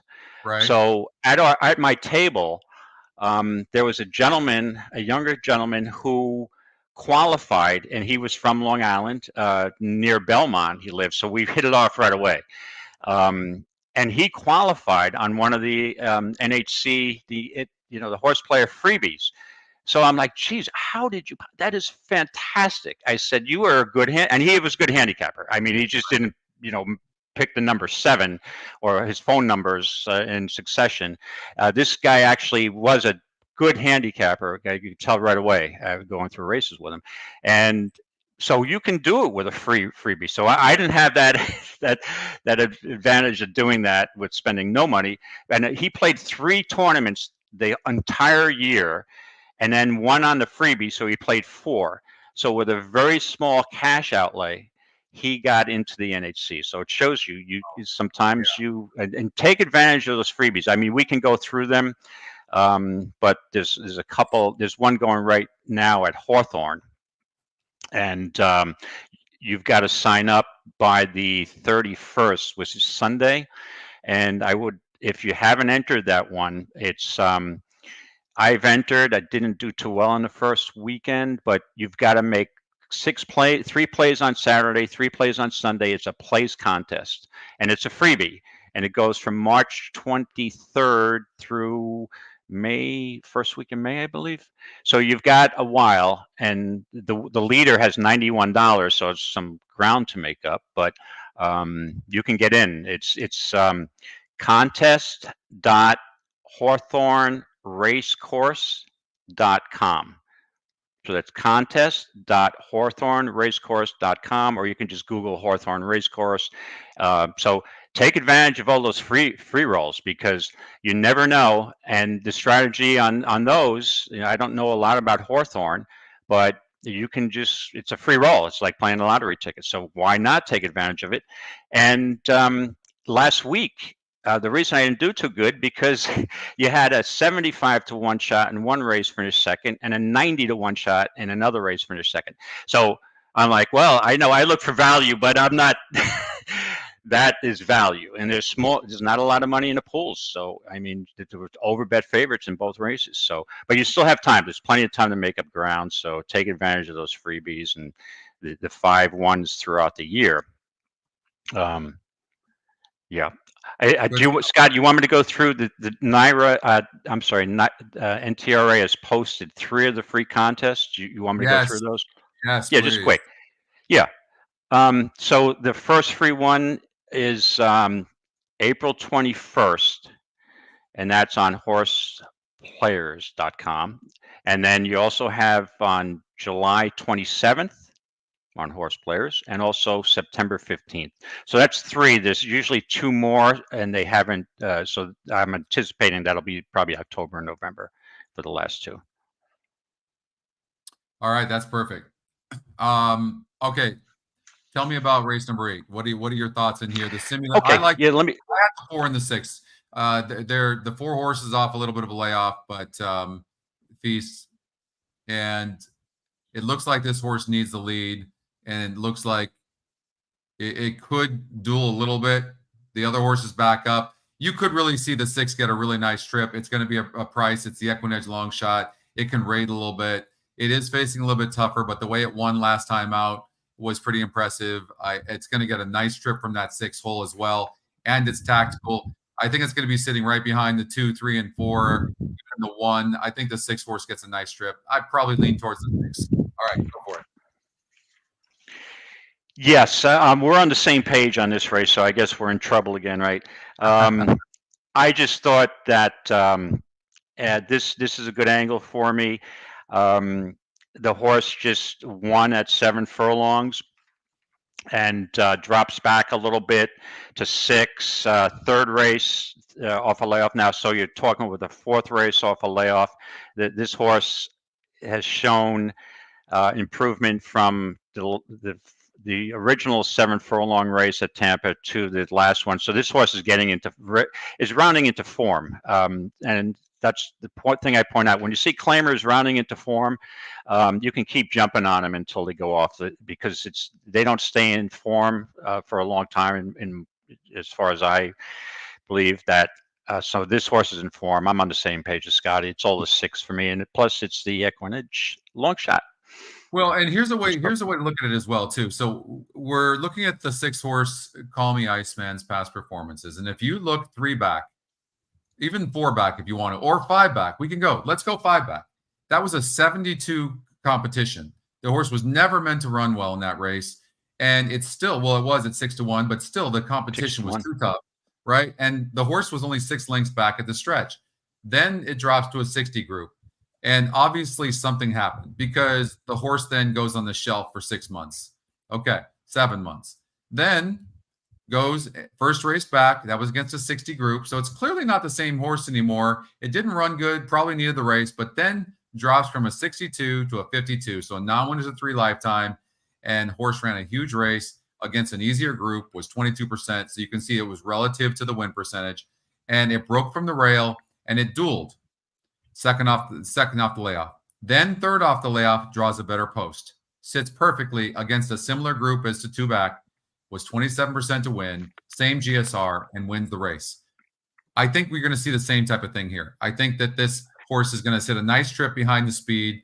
I think that for sure the 4 can win off the layoff, no doubt about it. I wouldn't be surprised, but the workouts are steady. I mean, you can see 7 days apart, was 12 of 84 here March 10th. So of the horses that are going to be forwardly placed, I would take the 4 horse, who's, by the way, going to be sitting on the outside of both the 1, 2, and 3 other speed horses. And then you have the 6 horse. So I think the 6 or 4 wins the race. I think it's a good setup for the 6. And if you look at the jockey trainer combinations in this context here, the 4 is 15% and the 6 they're 1 for 3, 33%. But I think we're both agreeing on the 6 horse, correct? Yes, yeah, I would use 6-4. And the only other horse I'd like to mention is the 1. This horse had won its last race at 5.5 furlongs, second race off a layoff. Another horse that looks like it's rounding into form. Usually I don't like the 5.5 winning and then stretching out to 6 and winning right back. But this horse has won 5 races at Tampa and 5 races at the distance. Easily handles 6 furlongs, stalking off a pace. So I could see the run. If you want to tell me you want to use the 1 and you're solid the 1, that's the other horse. So to me, it's 6-1-4, 6-4-1. I'd leave it at those 3. Yeah, the other thing I do like about the 6 horse, if you look at 6 furlongs on the dirt, if you look at the class, in 4 tries going 6 furlongs on the dirt, 1 win, 1 second at a 63 SOR. The 1 has 5 wins in 12 races with a second and a third at a 61 group. So you're right. The 1 horse is likely to run a good race. It's also EquinEdge's second pick. And you can see the class on the 5 and the 3 is a little bit low. The 2 horse has 1 race against better competition, but didn't fare very well in that race. So, you're probably looking at the EquinEdge picks here in some order of 1, 4, 6. So you just have to make the right decision. It's that easy in a sense, so we can narrow the fields down, and then you just have to make the right choice and get a little bit lucky as well. All right, Gulfstream Park. We want to get out there. They're at the gate for race number 2. Again, remind us, everybody, who you have in race number 2. Yeah, the 3 horses romping. Which race are we talking about again? Let's see here. Hold on. Let's get out to here. All right. And I want to look at race number 2. Okay, what do you guys, David, you have the 5 and the 11. Who did you end up using in this race?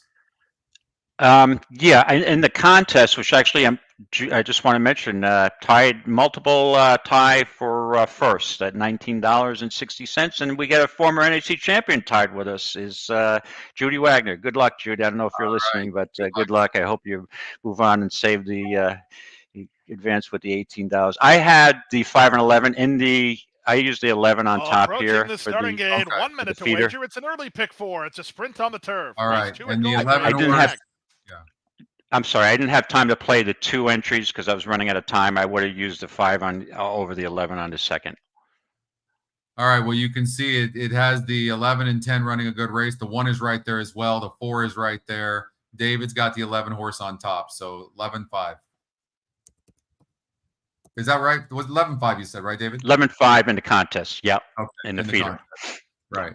And then the system's got the 4 right there. We talked about the 4 possibly going gate to wire with Paco at 5-1 for me. That's right. I like the 4 in this race. So I'll show you this real quickly. And the simulator had the 4 possibly going gate to wire. And then here comes the 1, 10, and 11. So we'll see how that's going to play out. And let's get out to the race.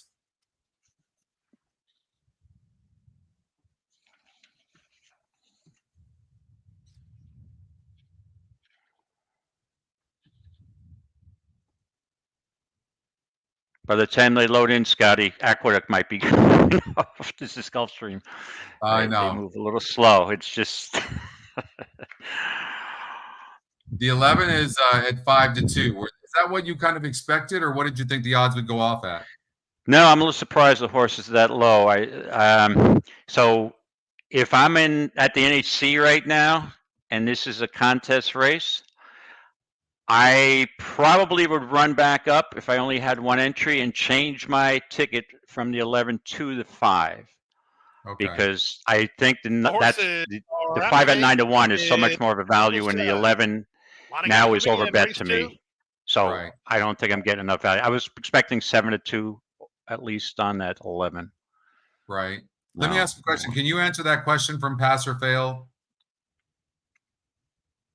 In the line goes Gallop d'Armère. No, you have to pay for a membership to be on the tour. Is that the question? Do you have to, in order to enter in a tournament though, to enter do you have to be a member? No, Rapid you could. I Tool's think you ready. can enter these tournaments. You just won't qualify. You don't qualify. So it You just won't kind of qualify for doesn't the make. NHC is all. No, So, yeah, you have to be a yeah, member before Marco you T win to the take tournament. the outside gate. So if you go win a tournament and Marco you would have T, qualified for the she's up, NHC, she's now you in. don't qualify. That would stink. Set for a So it's start. worth it. Correct. And they're off. Yeah, I'm Good luck, guessing everybody. Paco's Cassiopeia gonna was get the off lead. slow. Come on, Paco, get a clear Outside, lead. it's Marco T who heads off for the early lead from between horses. It's Rapid Tula moving out the rail. Haley's Honor. Haley's Honor and Paco to the top. Racing into second is Rapid Tula and working out in the center. Here's a run from Leonza. She's So up that for the six third. horse was Perilous faster is than now probably fourth from Paco would hope Moonspun, for. who's up the rail in fifth. That's not in a good between thing horses for is four. What Who. Then out wide goes Marco T. Shuffling back, little How You Doing. Looking for room between horses, Galop de Hermé, and the trailer is Cassiopeia as they run to the top of the stretch. But Paco's With the not advantage, really the asking advantage that to much Haley's either. Honor. Here comes Rapid the Tula eight horse second, on the looking outside. for room. Once loaded. Moonspun. Getting started is Leonza. Moonspun, Two back to the Perilous, last then What place. Who. Back to the outside, Marco T. They straighten for the drive.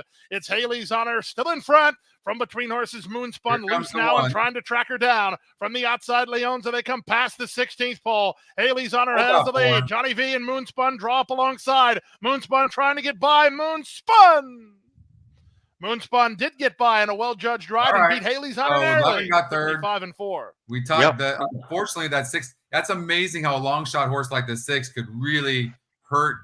Like I had the 4 on top. That all Right. being said, you know, I covered myself with a trifecta 1 10 11 with 4 with 1 10 11. So I you know, so I did cover myself there, but and the 11 got third, as we can see here, but and then the 1 figured, right? We talked about that, and the 4 unfortunately had to get dueled with a little bit, but still ran good. 9 ended up big long shot, held up for 4th place. So what a good race that was. Right, and that's a scenario I could have easily seen. That's why I went off the 4, because I thought it would take pressure, and the 6 was the one that would have some speed. Now, if the 6 doesn't press that horse, the 4 likely wins the race. So, Yeah. and the 1 was logical, but I didn't love the 1 post, and the 11 was a little too far back, made up a lot of ground. I thought the 11 will be a little closer to the pace, but obviously the horses possess enough positional speed to be that close at this point. Okay, so we've got Aqueduct race number 2 now, and that's so we've got 2 of the 6 feeders races covered. You're 2 for 2. Remind us again who you like here in Aqueduct race number. No, we've had 3 of them, right? Because we've had Gulfstream Park 2 races.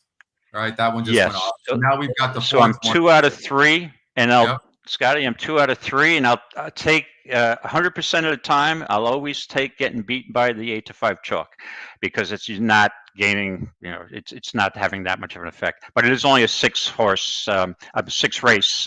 feeder, so you got to pick winners. So in this race, I have the 2. The 2. All right. So David has 2 the over 2. the 4, right? So 2 in the contest.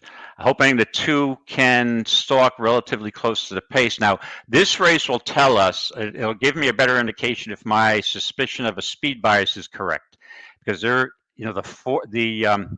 4's the speed horse. I'm sorry. The 3's the speed, and the 4 should stalk. Now, if it's 3-4 to the wire, it's going to confirm my suspicion that it's probably a speed favoring track, but. Just an angle against the 3. I don't like the trainer first time off, off the claim, but so I'm looking for the 2 to stay relatively close to the pace. If the 2 doesn't stay close to the pace, I think I'm in trouble. Yeah, Manny's saying that the 11 had some trouble in the last race, by the way. But yeah, I saw that. Oh, you did see that? Yeah. I mean, that 11 posted 5 furlongs is, unless you have a lot of speed, is no bueno. Correct, and I'd be much more comfortable with the 11 at 7 furlongs with an outside post on that turf course. Now, I have to go back and watch. So what I do normally, especially if this was any race I was watching, when I bet an 11 and I saw some traffic problems, but I'm going to another race, I put a note and a star next to that race, circle the 11 to watch the replay. So I have a list of replays at the end of every day I play. I want to see trouble horses. Even if I didn't bet, if I see trouble and it's not affecting any of my horses, I star the race and say, watch the replay, because I want to watch every race that had a horse or multiple horses had trouble. so I can maybe have a trip, basically my trip notes. Okay, so I struggled with this race, admittedly, David. But you're talking Aqueduct and you're talking about speed, and doesn't the 3 have to win this race? And you're getting 7-1. Yeah, Scotty, I just can't get over the trainer.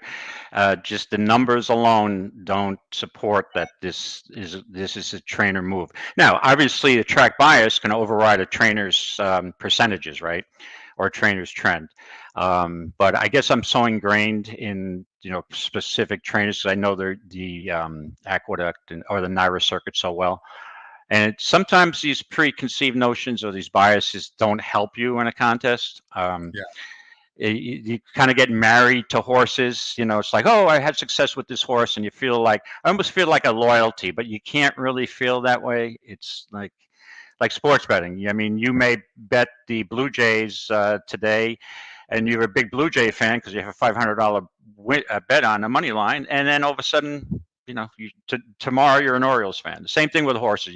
But sometimes I have too much loyalty. It's like, the reason why I tend to agree with you here is when I do look at the 3 horse, and when you look, here's what you have to look at.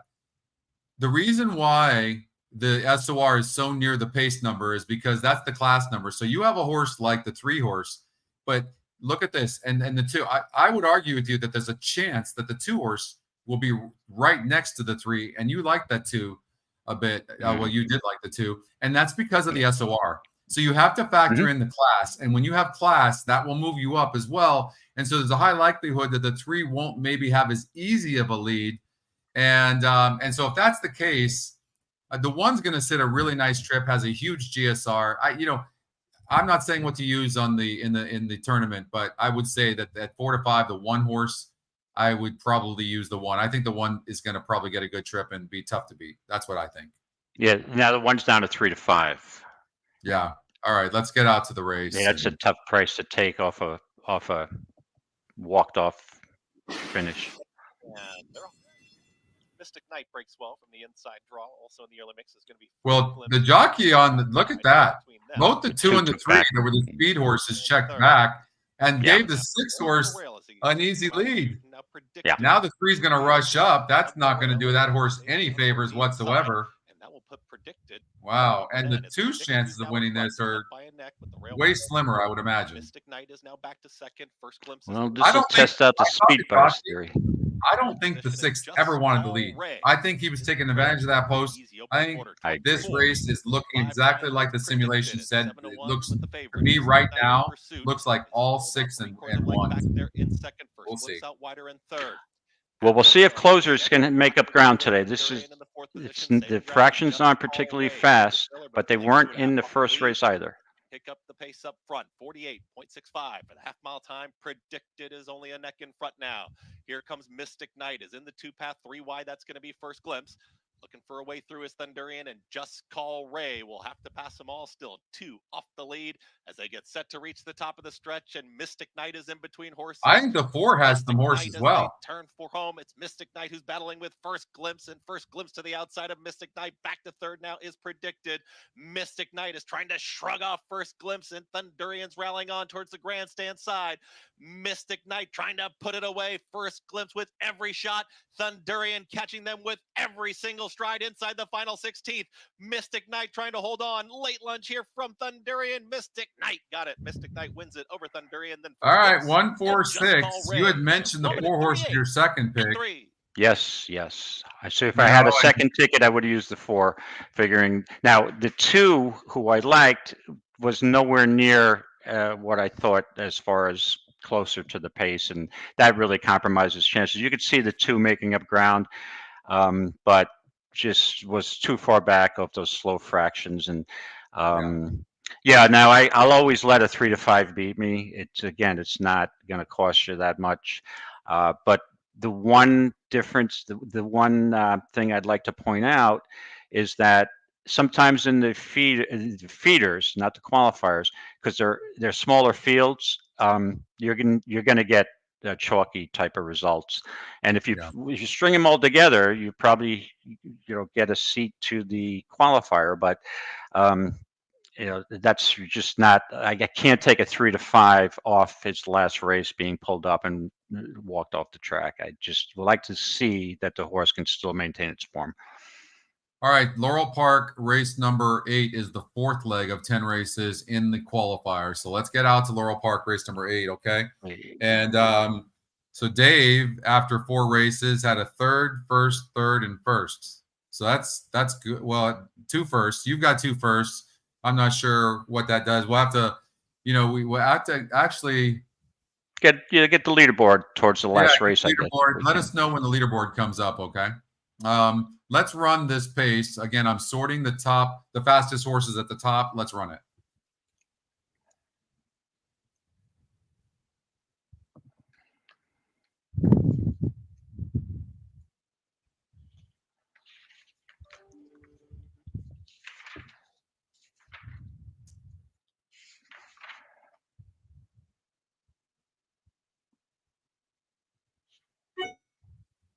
So before the 3rd call, the 4 takes over. Now that we'll talk about this, I'm using the 4. I can tell you I'm using the 4 and the 5. Okay. The 9, let's talk about the 9 Brady Bear first. This horse is dropping in class from a 52 SOR to a 46. Again, that's our strength of race, our class number. It has no idea how a horse did. It only knows how good the competition that the horse faced is. So you have to look at the other parts of this, but it does let you know the horses that are facing tougher competition. And the horse was 5.5 lengths back against a 5-horse field against much tougher than what's lined up in here. So from that perspective, this horse has, can it rate? I think my question is, yeah, you can see it up there. Easier, yes, but can this horse rate? What are your thoughts in here? Yeah, I originally liked the number 4 under the overpass, and I started looking through for a value play here. We're dealing with a maiden 30 claimer, so again, a bunch of in and outers. I did like the 9, but 9 to 5 didn't really thrill me, dropping down, like you said, from 45 maiden to a 30. So I started looking for some angles that I could probably take. And I am going to use the 4 as one of my picks, but the horse I'm trying to make, and this seems rather illogical, but is the 2, Divine Child. Now, this horse is dropping down from the same 45 maiden claimer that the 9's dropping out of. The 9 was a bet, and the 2 wasn't, okay? But there's a possibility based on this horse's first 2 finishes that maybe the horse can't run. However, blinkers on. So I have an angle there that we got an equipment change. The same jockey remains. So that to me is a good sign that maybe, I know this is a jockey trainer combination that's pretty popular down there, but the jockey doesn't bail off because the horse can't run. So anytime a horse has a equipment change, that's an angle good enough for me in a maiden 30 claimer.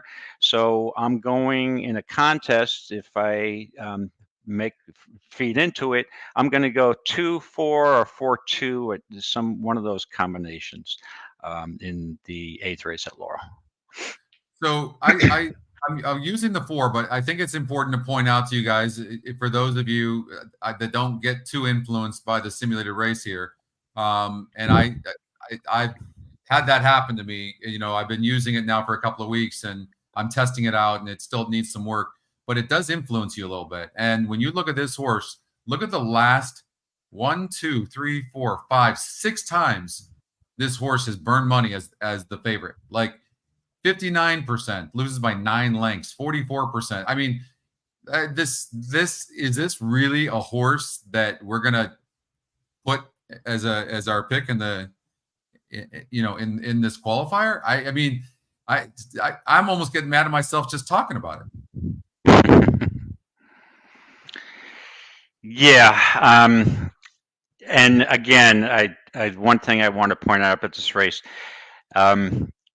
you're forced to play it. It's a mandatory race, but a 30,000 maiden claimer at Laurel is, again, not one of my specialty races.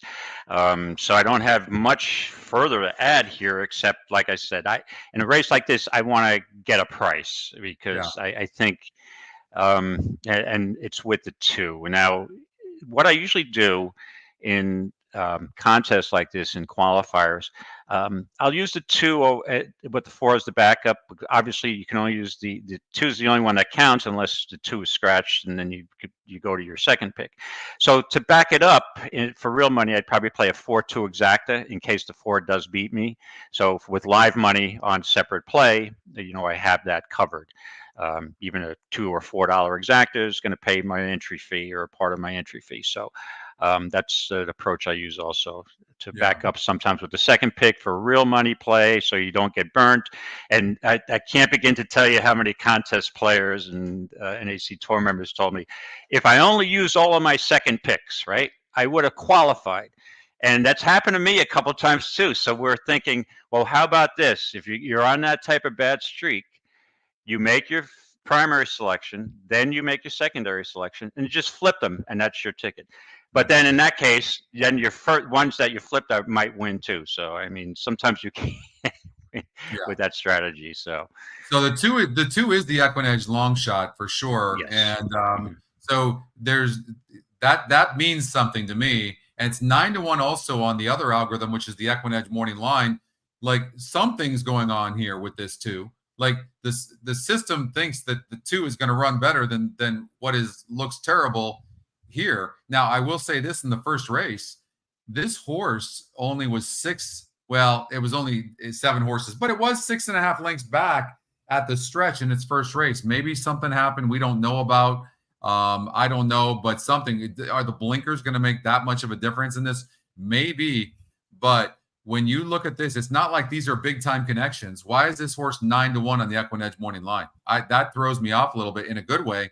And then it's also the EquinEdge long shot. So that's crazy. So something's going on with the 2. The 6 horse, as Joe pointed out, is going up in GSR from 59 to 66. You can see I have a note there that I thought this was a decent long shot as well. It probably needed its last race. It's going from so it was against a 48 group. This is a little bit easier, David. It only faced 5 horses. But, they might have given this horse looks like it wants to stretch out. It just looks that way. And the GSR points that out. So I do think, and getting 115 pounds with the bug, so losing, shaving off 9 pounds from its last race, second off the layoff, I do think the 6 horse is a fair long shot. And then I want to point out that this horse here, the 5, this is a very interesting horse.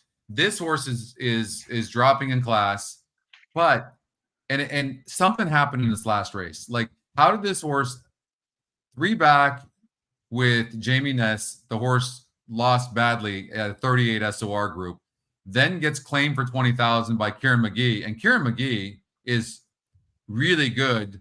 First race is off a claim. You can see, he's just such a good trainer. But this horse ran a nice second place finish.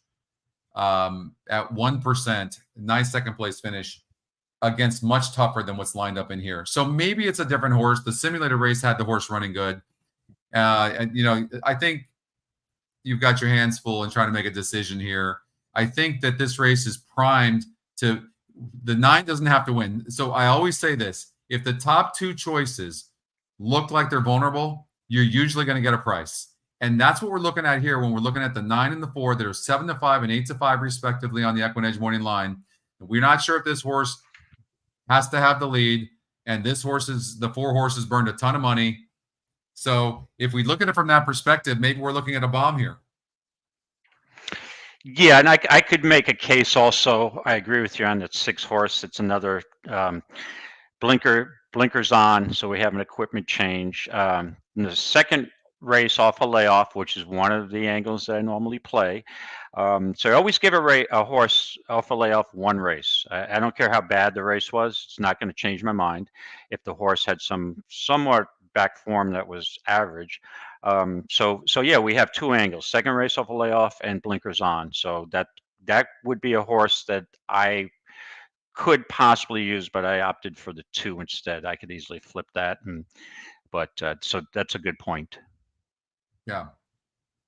So we're watching the simulated race, and it, right here, even before the stretch, it's got the 4 passing, but you're talking about one of the 6 is making a move.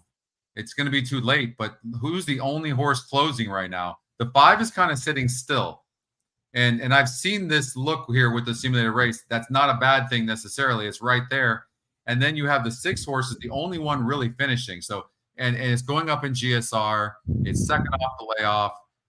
You might want to give this horse a strong look, and it gets 115 pounds. But I do think the 4 is the horse to beat, and we'll see what the 9 can do. But all right, that's race number 8 at Laurel Park. We've got 3 minutes before race number 3. What is the where are you at, David, in the tournament?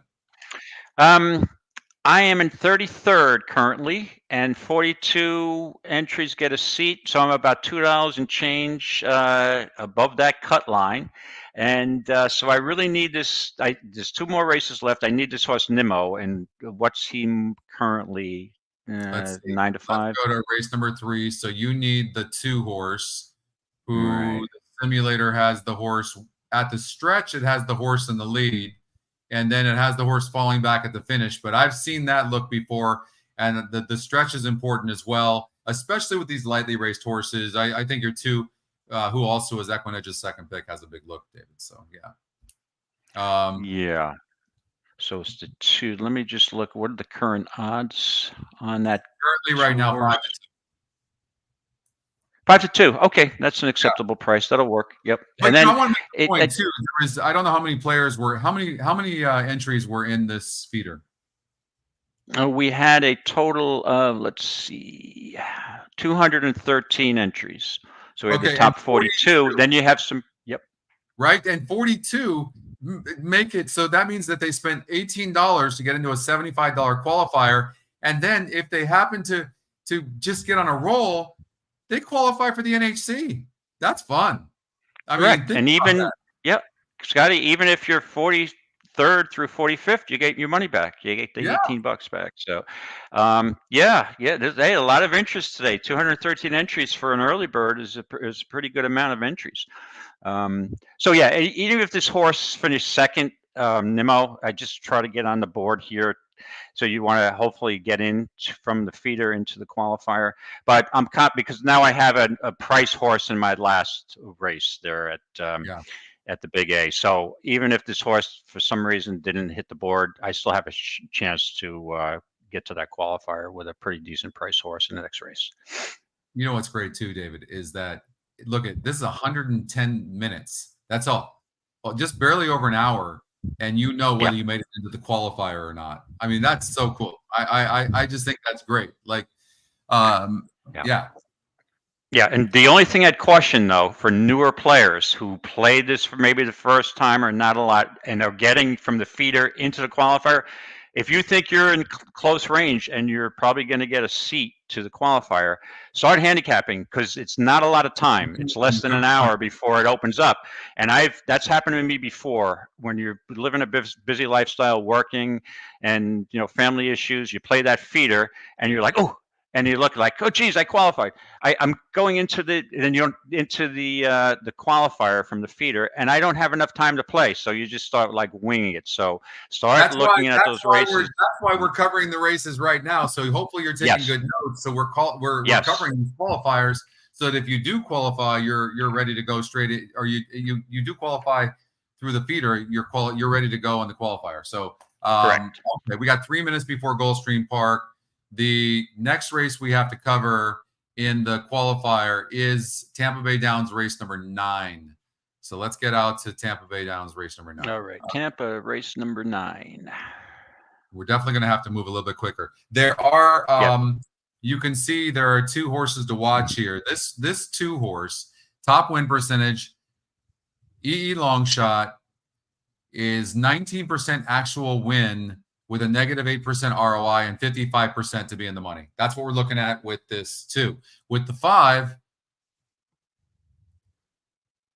21% to win, 52% in the money, -8% ROI. So nothing to get the blood pumping there. They are, you can see the adjusted EE morning lines. Let's run the race. I'm going to sort the pace. You're going to see the 5 horse is going to be on the lead fairly easily, it looks like here. It's also EquinEdge's second pick on all the adjustments after the race was taken off the turf. So let's see what happens here. The one that really is interesting to me, David, is the top EquinEdge pick, the 13 horse. But again, we're going to be looking at favorites here. Look at, there's a wall of them going into the third call. And now the 12 starts falling back a little bit, no speed. And there goes the 5. The 5 is falling back as well. And look at that. And the 4 is falling back. And this is just the simulated race. I tend to agree with it. I think this race is between the 2 and the 13. Yeah, unfortunately, they took this race off the turf. But again, like I mentioned before, doesn't necessarily mean that you don't look at the race. Obviously, this is a mandatory for this for the qualifier, but it doesn't necessarily mean you're not going to get value. So I think the 13 has a big advantage on the main track, but I'm going to use the 12 here. I think it's 13-12. That's the 12 horses out of Catholic Boy, and Catholic Boy could run on both turf and dirt, and this is a versatile type of breeding pedigree. So, and again, I'll give a horse one race over a surface that maybe was not so successful, going to a different surface, first time trying the dirt. Same thing with the 13. And because it's a small field, I'm going to look to squeeze a little bit of value out of this race. So I'd be using 12 over the 13. So, I want to make a point real quickly here. And I just literally saw this right now. Look at the GSR on the 5. In the first race, it was a 55. I mean, they've been waiting. I don't know why they put this horse in the turf. Maybe they don't use the GSRs. Clearly, this horse wants dirt. I mean, you can see the tab is 21 points higher on the dirt than it is on the turf. And so that would be the reason the horse is 5-2. It's a horse to watch.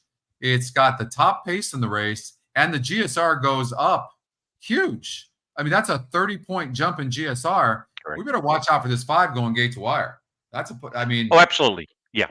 And when you have a 65 pace compared to a 48, to me, that indicates is a good possibility for a wire job. So, but I'm looking, like I said, I'm trying to squeeze a little bit of value out of this race. So we'll see what happens with my 12. I like the works coming into this. I'm going to guess that this horse might have needed that first race. Comes in nice. Workouts are good. Spaced nicely. 9 days here. A little worried about the 9 days, but maybe it was raining, and so I don't want to panic too much on that. There is a gap here from February 25th to March 7th a bit. I don't know. We'll see. Delacour was second. He's 28% with second-time starters. With first-time starters, only 13%. Yeah, something tells me this 5 is going to come out running. So watch out for that 5. Let's see here. And bear with me 1 second. Let's get out to Gulfstream Park anyway. So hold on 1 second. And you're rooting for again? The 2, Nemo. Okay.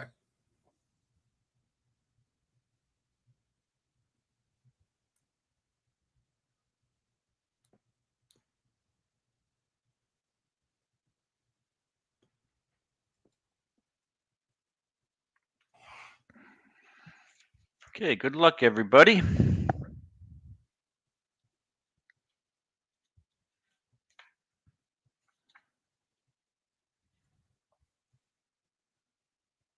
The horses are at the gate. It's now post time. Lining up, moving in, race number 3, starting leg of the pick 3. Inside duo taking money, Dollar Liberty and Nimmo. Tiverton, smooth and easy. Now is Mark Spirit. Waiting for Haberdashery and Blazing Tyreek. Haberdashery, Miguel Vasquez, Evan McCaffin to take the outside gate. In the gate. And they're off. Crowding in the center gates, Tismark Spirit. You broke a little bit slow, David. Enough, moving out the rail, Dollar No, Liberty. yeah, the two made a right-hand turn. Far away. Yeah. Timberton and Nimmo out the back early is smooth and easy as they run out of the chute. It's Haberdashery who has the lead by almost a length over Blazing Tyreek in second. Tismark Spirit is between horses. Nimmo sent through at the rail by Paco, trying to gain some forward position, working in front of Tiverton, then Dollar Liberty, and Smooth and Easy is last. The opening quarter was 24-4 as they raced 5/8 from the wire. Haberdashery out in the center has the lead. Asked to quicken down inside. Nimmo is on to challenge. So then I use it all. Spirit. I don't just use the simulator. I use racing they close set enough the is tools good to enough. me. Another two back to I don't Tiverton, get three too better caught than up in Dollar the Liberty, simulator. and the trailer is smooth and easy. It has to match the They other leave the matches, backstretch too. and move on to the far turn. 48 Here seconds comes for the the six, half mile. Blazing Tyreek Up front, at 9 to 1. Haberdashery has the lead. Nimmo Really, with still all battles the hard toward the rail. That's the Three horse we wide. thought would have the Blazing lead. Tyreek Right? with the fresh Yeah. legs. He looms a thread at a nice number. A gap of Two 5 still got more to horse. Tismark Spirit, then Tiverton at the inside. Dollar Liberty Come is a on, race two. for home. It's Haberdashery now. Come asked on, to two. quick He's got a hard ton on of that horse. rail spot. Nimmo, he's Look at fighting the on. two Nimmo. after all that. He's back for a little Six bit is more backing inside. Blazing Tyreek flattening out. Tiverton is next. And they're at the top of the now ask stretch. him. 3/4, 1:13-4. Inside Nimmo, Go. outside Haberdashery. They kick an Go. 1/8 of a mile out. It's Nimmo on the inside. It's Get up. Haberdashery on the outside. Oh, get Nimmo up. tries to reach Oh. Haberdashery. Haberdashery Get up. just in front. Nimmo Oh. put the pressure to try Come to get back. on Come turn. back. 16th to go. Haberdashery still in front. Nimmo sucker. one more time. Give me that long nose. Haberdashery. That was, you know what, though, dude? Haberdashery That was wins That's by exciting. over That's Nimmo fun. second. 4 better Come than on, I Tiverton mean, that third. horse was so much 140 and best 2. in that race. It's not even funny. Yeah, if he didn't make a right-hand turn out of the gate and Paco had to rush him up, then it looked like he might have been done around the far turn, and then he still had horse. You could tell he had Yeah. horse. It's just, Yeah. and maybe you don't want to be on the rail. I'm not sure. And listen, I mean, you had 2 and 6. That's what you liked. And the Yes. 7 horse got, the 6 ran. The 6 was running a good race and then stopped. That's right. The simulator had that horse stopping. Right, and we thought 6 would have the lead, and and when I saw this horse, right, so maybe this horse doesn't want to go a mile. Maybe this horse is more of a sprinter. One This move, one never ran. one move closer. No, Never ran. I mean, 7 horse. The simulator had it 1-2-7, and it came in 2-7. So sometimes if I don't have a lot of time, I'll just I'll box it. Mhm. I'll box the top 3 picks. So okay, we got Aqueduct starting in 3 minutes, and then that will pretty much finish off the feeder. the feeder. Yeah. Okay, and so maybe we can get in a race in the.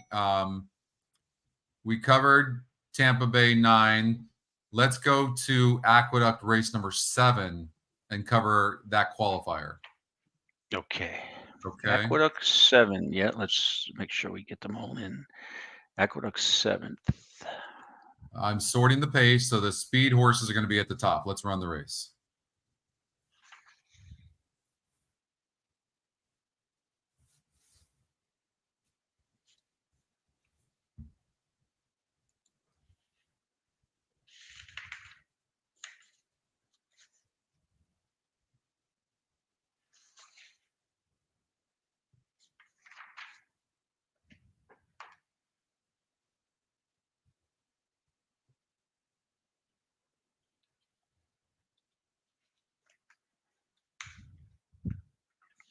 All right. Well, I know you're not playing the 7. Right? Not playing the 7. No. You guessed right, my friend. Not at that morning line price, and yeah, no, that's not my type of contest horse. Yeah, this race, for an Aqueduct race, the issue is with me is it's a 1.1 1/8, and in my opinion, as many horses here do not want any part of really traveling that distance. So in many cases, horses that have the early position in these 2-turn races at Aqueduct have a big advantage. And I'm not going to use, I know the 7 has one at the distance, one over the track, but it's just not my style of horse. Yeah. So I'm going to look between two horses. I let at the NHC. Actually, that was the first day of the NHC, the 16th, right? I let a horse beat me at the NHC, and I regretted it, and I'm not letting it happen again. The 4, what a blast. It's Carlos Martin, had the rail. It was a 7-horse field. Nobody was playing the race. It was an earlier race, and I'm like, this horse has got a chance if it gets a pace advantage on a lead. And then I'm like, well, there's plenty of time left. I'm not going to reach out yet for a 6-to-1 shot in a 7-horse field. And I regretted it. This horse got the lead and ran pretty fast and just barely held on. I'm going to give a chance that this horse, based on being out of Uncle Mo, is going to be able to handle a 1 1/8 and it's in form. It comes back in 2 weeks. Most likely, I'm assuming it's going to be close to the pace or have the lead. The EE metrics say pace, it has the pace advantage of 4 points over Collect from Ike. Yeah. How about a wire job at a 1 1/8, and I'll back up with the number 6, who's going to stay close to the pace, 4-6. And for real money, I would back it up and play a 6-4 exacta. So I'm all over the 4-6. This is an absolute grab bag. Absolute grab bag. The GSR on the 4, what a blast, is tremendous at 83. You can see, though, this horse absolutely is a front runner. I just don't know. If at the first call the 4's got an easy lead, I agree with you. If the 2 goes, I mean, there's really only 2 speed horses. It's only the 2 and the 4. Like, maybe the 2 is going to send from the beginning. Like, is Castillo going to send immediately on the inside of the 4, or is he going to let the 4 get the lead? I don't know. Like, but that's the question. And then if they do go flying fast, I will tell you that you better take a strong look at Grandpa's Kid. I think this 5-horse might run a really nice race. That's who I'm going to use in the tournament, is the 5. Yeah, I can make a case for Grandpa's Kid. It's a Lemon Drop Kid. Most likely get the distance. Hasn't so far, but only 2 starts at the distance. So I think I used this horse. I think I used this horse a couple of races back, thinking it was live. So yeah, I could definitely see the 5. And the other horse I wanted to point out in that race was the number 1, first time off the claim, but I'm not sure it wants the distance. So we're going to be going off the Aqueduct. Let's go with that. Who are we rooting for? We have number 5. Number 5. Number 5. All right. Jayla right towards the outside. They are tightly bunched. Here comes Malu, is going to join these early leaders. Out wider, there's Crystal Air. The Splendid One's going to be 5 wide up the back stretch. The 2 at the back. That's Dream on Kara with the trailer. Dan needs the 7. Tightly bunched here as they hook up. All right, Dan. I mean, 14 to 1. Got the lead. 23 and 4 for the opening. This is the horse I thought would have the lead, and I looked at, but we'll see. That's the leading. Our reward. Yeah, the 5 is closing, but I mean, not really getting the best trip. But I mean, do you like that kind of move early to get in position like that and use up the horse a little bit to get that position? Yeah, I mean, especially if it's a slow pace, I don't have a problem with it. But I thought this horse would be closer, so the rush up does concern me that it might take something out of the horse. Now moving up on the outside. Jayla, green you might this 3 is really in hand. Everyone else seems to be struggling. I will tell you, the horse to look at right now is the 6 horse. The red cap. If he can get the trip or get through, he's got horse. Malu is looking for a way through. And got a hole. Is going to tip 4 wide. Here he comes if he's good enough, but the 3's been running easy. Has done all the heavy lifting up front and kicks away. Malu is in full pursuit down the center of the racetrack and is coming. There's a big favorite, the 6. It's our reward. Are we rooting for the 6 now that your 5's not going to win? Might as well. But this 3 has to give up second, or else I won't get a seat. Come on. No doubt. Oh, the 3's going to get second. Malu, Kendrick Carmouche, they get the score. Our reward for second. So it just shows you, if I don't make it into the qualifier, I got beat by 3 prohibitive chalks. So sometimes the value thing does blow up in your face a little bit.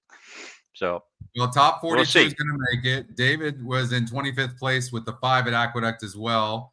It's going to be interesting to see what happens because, how well the 6 won. So we'll see. It's going to be very interesting to see if you and David made it. and Chris was in 19th. Who did you have in that race, Chris?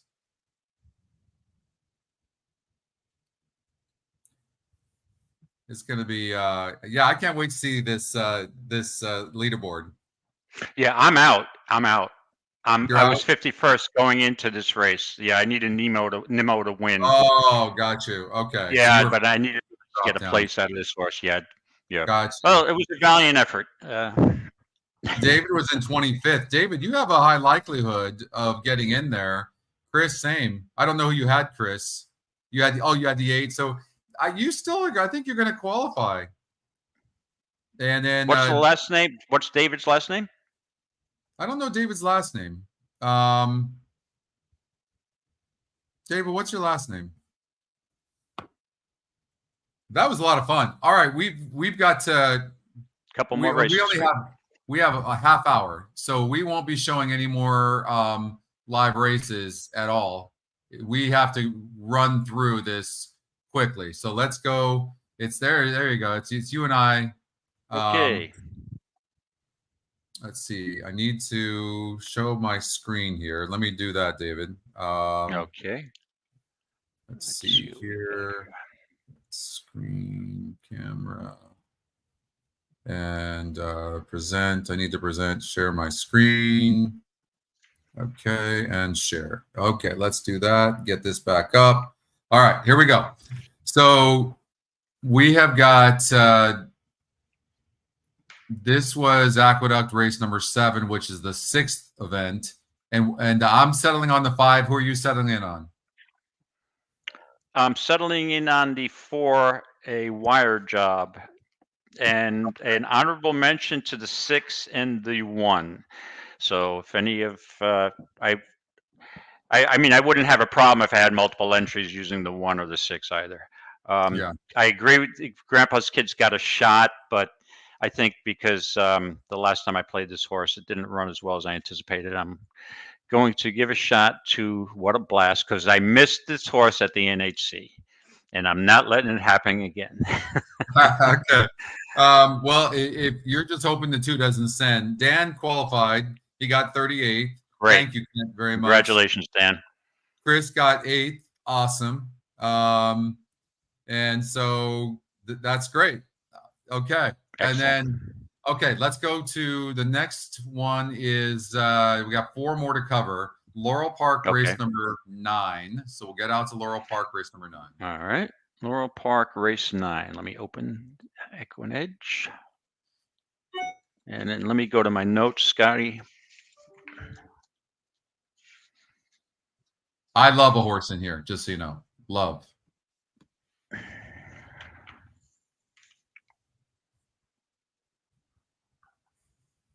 Okay.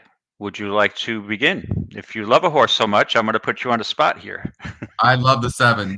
Devil Pays the Gold. It's a horse to watch. And I think that there's some cheap speed in the race.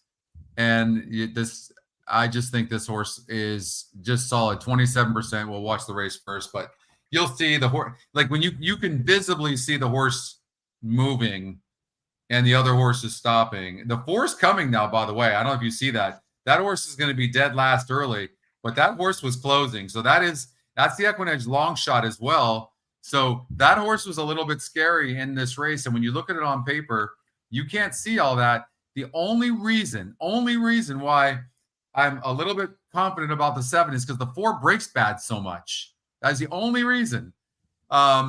But I'm not so in love with these front runners here, the 1, 2, and 5 personally.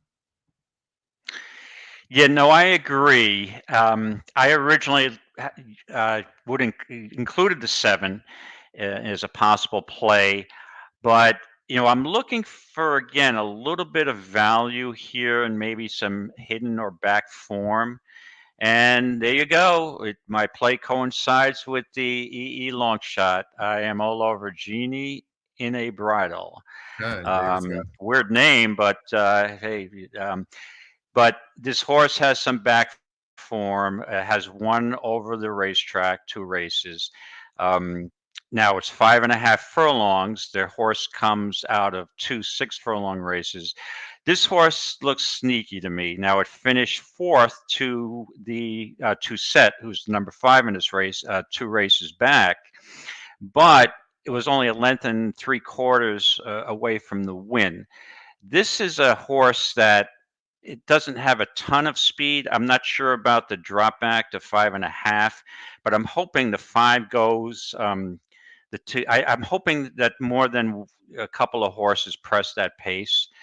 But yeah, so this looks like a sneaky horse to me. Not crazy about the jockey and trainer percentage, but so yeah, I'm going to go with the 4. And with another honorable mention to the 3, I can do it. Second race off a layoff. It's a cutback from a mile to a 5.5. I'm not sure if the 5.5 is up this horse's alley, but maybe the trainer believes that this is not a distance horse, so he doesn't seem to be doing well at stretching out, but it's had won at 7 furlongs. So yeah, so I'd be on the 4 as my prime pick over the 7, and the 3 as an honorable. Like if you use the 3, that possibly a horse. If I had multiple entries, I would use the 3 too. So the reason why there's a few reasons why I like the 7 so much. One, I do like that it's a horse to watch, negative 8% ROI, but this horse is going to get first run over the 4 for sure, which means that the 7, if ridden properly, can be first to get the first run. And I think that, and plus with that post position, I just think that this horse gets a fantastic trip. And also Kieran McGee takes over for this horse, and Kieran McGee is 31% with first time with horses. So I think there's a lot pointing towards this horse. I know he's not in the top, excuse me, EquinEdge picks, but I'm on the 7. All right, that's race number 9. Let's for Laurel Park. The next one that we have to cover is Gulfstream Park, race number 8.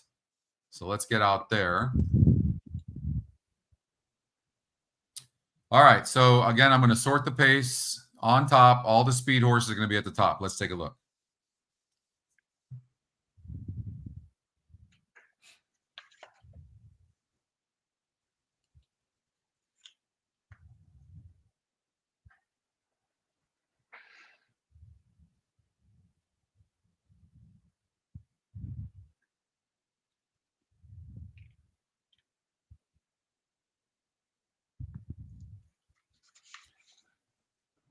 So what I learned from this is, look at first of all, there's a wall of them at the finish. So this is going to be a very close race. So you can see right here, this is actually in this situation, the 5 will win 19% of the time. It's got a 20% win, but it's a 6% positive ROI and in the money 51% of the time. That all being said, this horse is going to be pressured. I mean, this horse is not going to get a breather. Now, it looks like the 7 needs the the 7 can rate a little bit. The 7 actually can rate a little bit and might actually get a good trip with Jaramillo. That horse actually doesn't look bad if you look fits on class. And here on the synthetic, but that was against the synthetic. The horse had a higher GSR. We'll see. I think there's going to be a lot of speed in here. And yeah, I mean, rough race. I don't know, David. I haven't made a play in this race yet, to be honest with you. Speed kills speed. So the 5 horse maybe could go gate to wire, going to be sent hard, and but it's not going to get a breather. What do you think? I don't know. What are your thoughts on this race? Well, this race is one of my best bets of the day, believe it or not. And I love the 5. Absolutely love the 5 horse here. This horse, and then again, it may be a case that I'm somewhat married to this horse, but this horse is solely responsible for bailing me out of Pegasus weekend. A one-hit wonder at 9-1 in its last race. Just wired the field from an outside post and ran the first quarter in 20-3.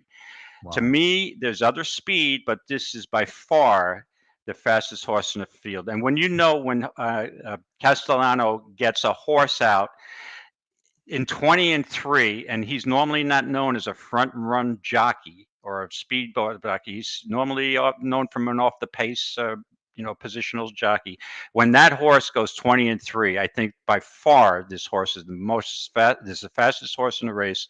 I love the breeding, and that was the first race on the turf. I think this is a filly with a stakes future, and after this, I am not looking at any other horse. This is my best play of the day, and I do think XY Speed has a legitimate shot because this horse ran a second to bring the band home, and in its next race after that, in a higher class level, basically ran its heart out again. And I think that horse is a sneaky play at a price.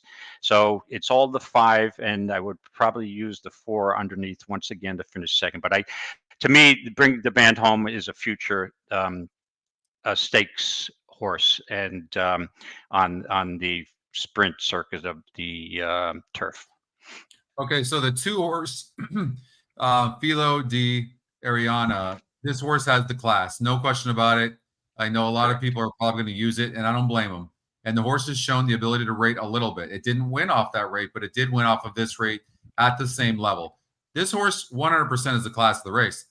That all being said, you don't see this very often. I have never seen a horse with such low GSRs win this much money. Like the GSRs in this horse are so low. What I don't like about this horse is it is drawing on the inside, and there's such fast horses. This 2, in my mind, is going to have such the perfect trip in order to win this race. So I'm going to play against the 2, and winner.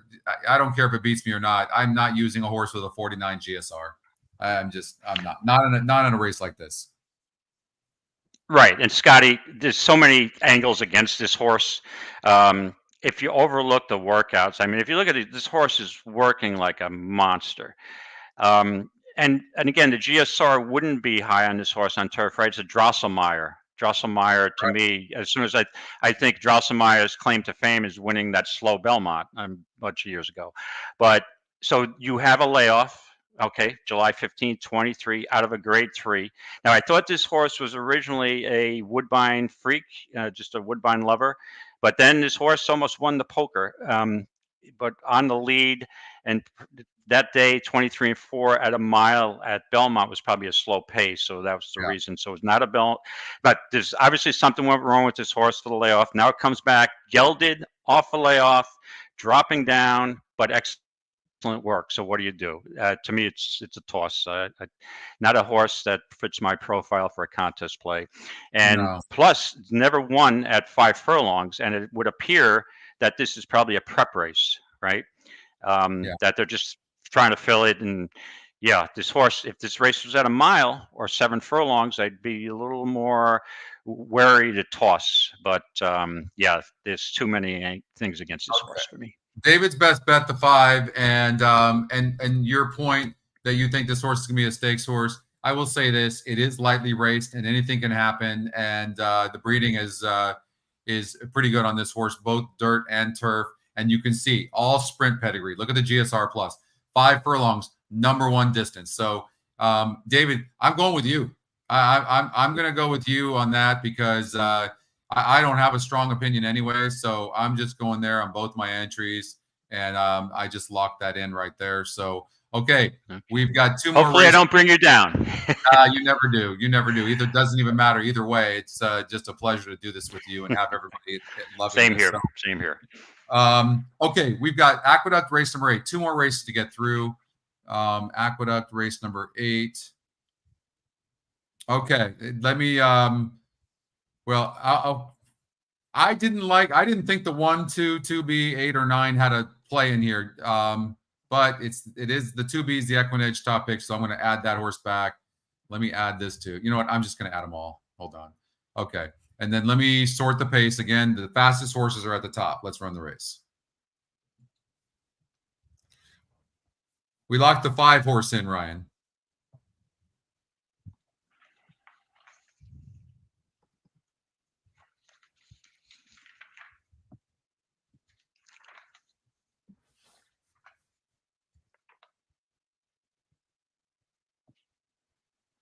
And of course, when I see so many horses near the lead at the beginning, I need to look at the horse's style, right? That's an important factor.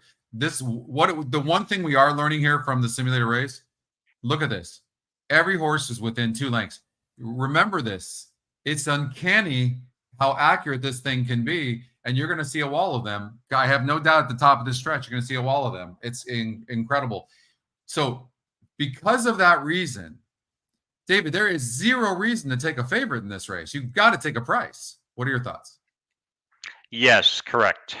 That's what I was looking at. We're on the same page with that.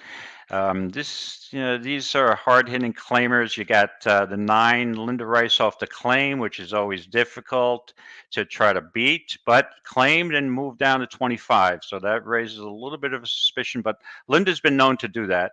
My concern is this horse has never won over the track, right? Never won at the distance. So then I started reaching, looking around. Who would be a nice value play here? I came up with 2 horses. I like the other Linda Rice horse. You better be joking, and it's the EquinEdge long shot play. I like the cutback from a mile to 7 furlongs. This horse just closed a bunch and just missed by a neck in its last race at 25, non-winners at 2. Same level, cuts back, 7 furlongs might be right up this horse's alley. And then I also looked at the Jacobson horse, second time off the claim, South Street. So I'm kind of settling on those 2 horses, the 6 and the 2 in this race. You know, the other thing, not only does the simulator race have this race wide open, but when you see the top win percentage only 24%, you just see a lot of there's just, and then look, even this horse, it's only 4% to win on the 2, South Street, is 3/4 of a length back at the finish. The 7 horse, who's only 6%, is a length and a quarter behind at the finish. Now, I won't choose a horse like the 7 because I can't get by the SORs. I mean, they claimed this horse for 16,000. They're double jumping to 25,000, but that was still, it didn't even win that race, and it's a poor breaker. So I can't get down with a horse like that. But I'm just not going to be surprised by anything that happens in this race. So again, remind me who you like. Remind us all who you like. Yeah, Scott. Yeah, I like the 6. Yeah, you better be joking. I like the cutback a lot. Okay.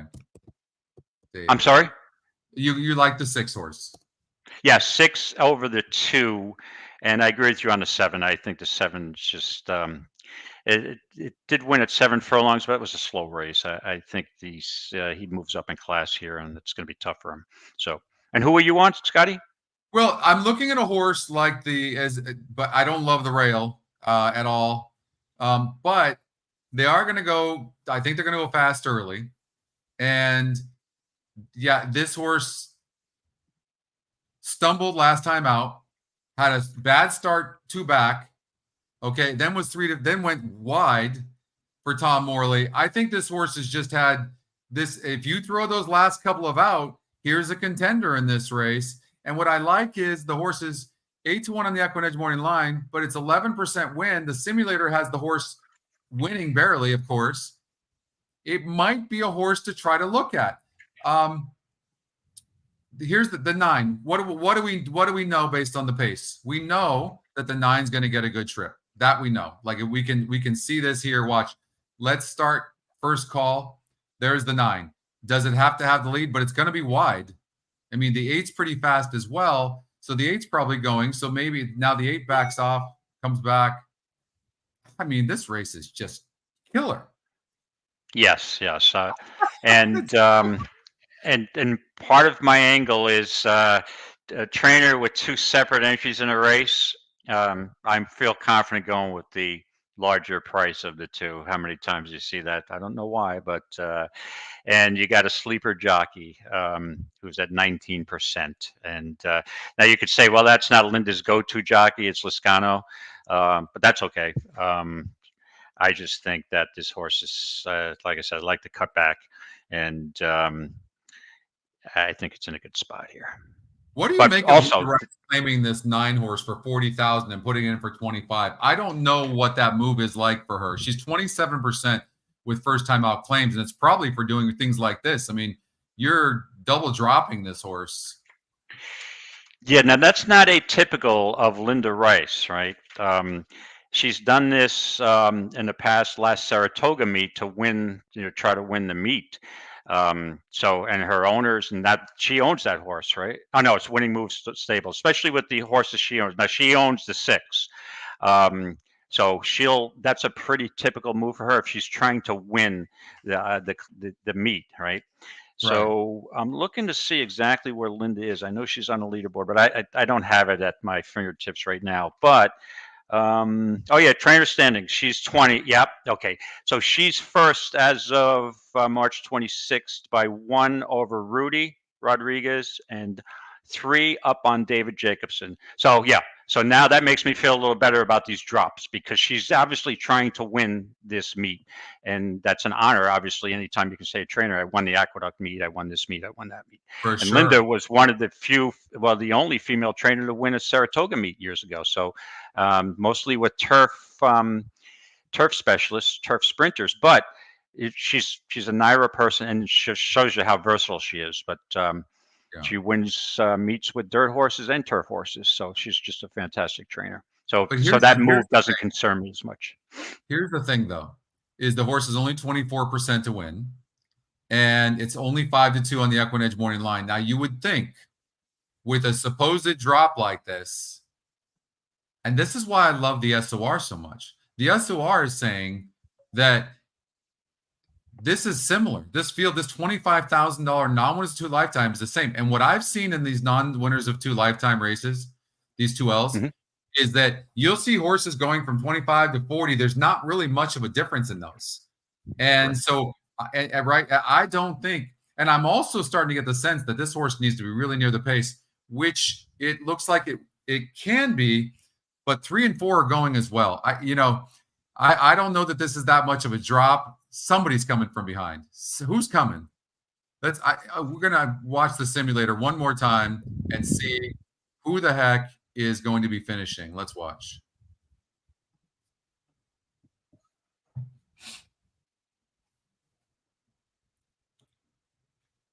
So I see your 2 South Street is behind.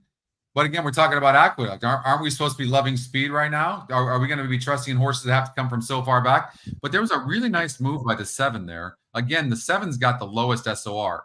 I don't like that at all. But it's closing. But here comes your 2 horse South Street.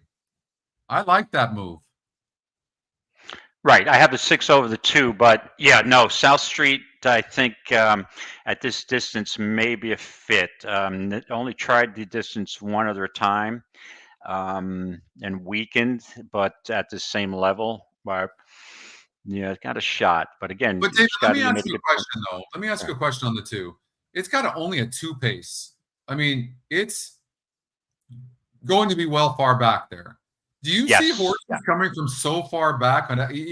Even forget the speed bias, just on a regular track at Aqueduct, do you see horses coming from that far back and winning very often? Not very, especially at 7 furlongs at Aqueduct. I think you've got to have a complete pace meltdown, and I don't really foresee this. These horses, you're not going to have horses going tremendous speeds early here. That's why I'm leaning to the 6. I think the 6 will be closer based off its last race from the cutback, but and again, on some of the numbers and the races, this horse has ran the 2 on off tracks, especially the race on December 28th on a muddy track. It's one of its better races. And I think, and then his sloppy race before, just lost by a neck, that this horse, the off track does maybe move this horse up a little bit. So I think this horse is a win candidate, but not a strong one. So I lean to the 6 here. All right. So I genuinely have no idea. I think I'm going to take a chance on the 1 horse. I'm going to go there. Magnificent Mile, going to take a risk there. That's race number 8 we're talking about. It's absolute grab bag. So I'm gonna take a trek on that. You've got the 6 horse. You better be joking. understandable. Yeah, what a crazy wide open race. All right, we've got one more to cover, and that's Gulfstream Park race number 9. Okay, let's get out to that because we don't have a lot of time. Yeah, let me get it up. Okay. Don't forget, you have to have your picks in for the qualifier. I think 3:27 was the time. 3:27. That's correct. Right, 3:27. Let's play this race.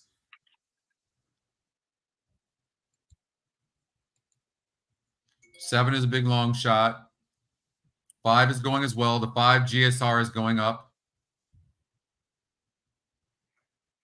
Second call. They're going 5.5 furlongs here, and there's not much pace in here. Here comes the 6 horse, who's the favorite. But for me, it really could be about this 5 Lace Curtain. Third race. It's GSR is going from 48 to 62. The win percentage is going up, and the competition is going lower. I don't need to even look any further, to be honest with you, David. For me, I'm already putting in the 5 Lace Curtain. What are your thoughts?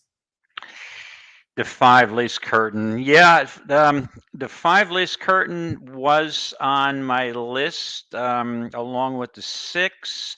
But when I looked for an angle here for a good contest play, I settled on my second best bet of the day at Gulfstream is the 3 Shining Sky. I'll tell you why. The last race was on a Tapeta, a $35,000 claimer. Awkward start, bump start. I watched the replay. The horse was totally compromised, and also may not have wanted the Tapeta.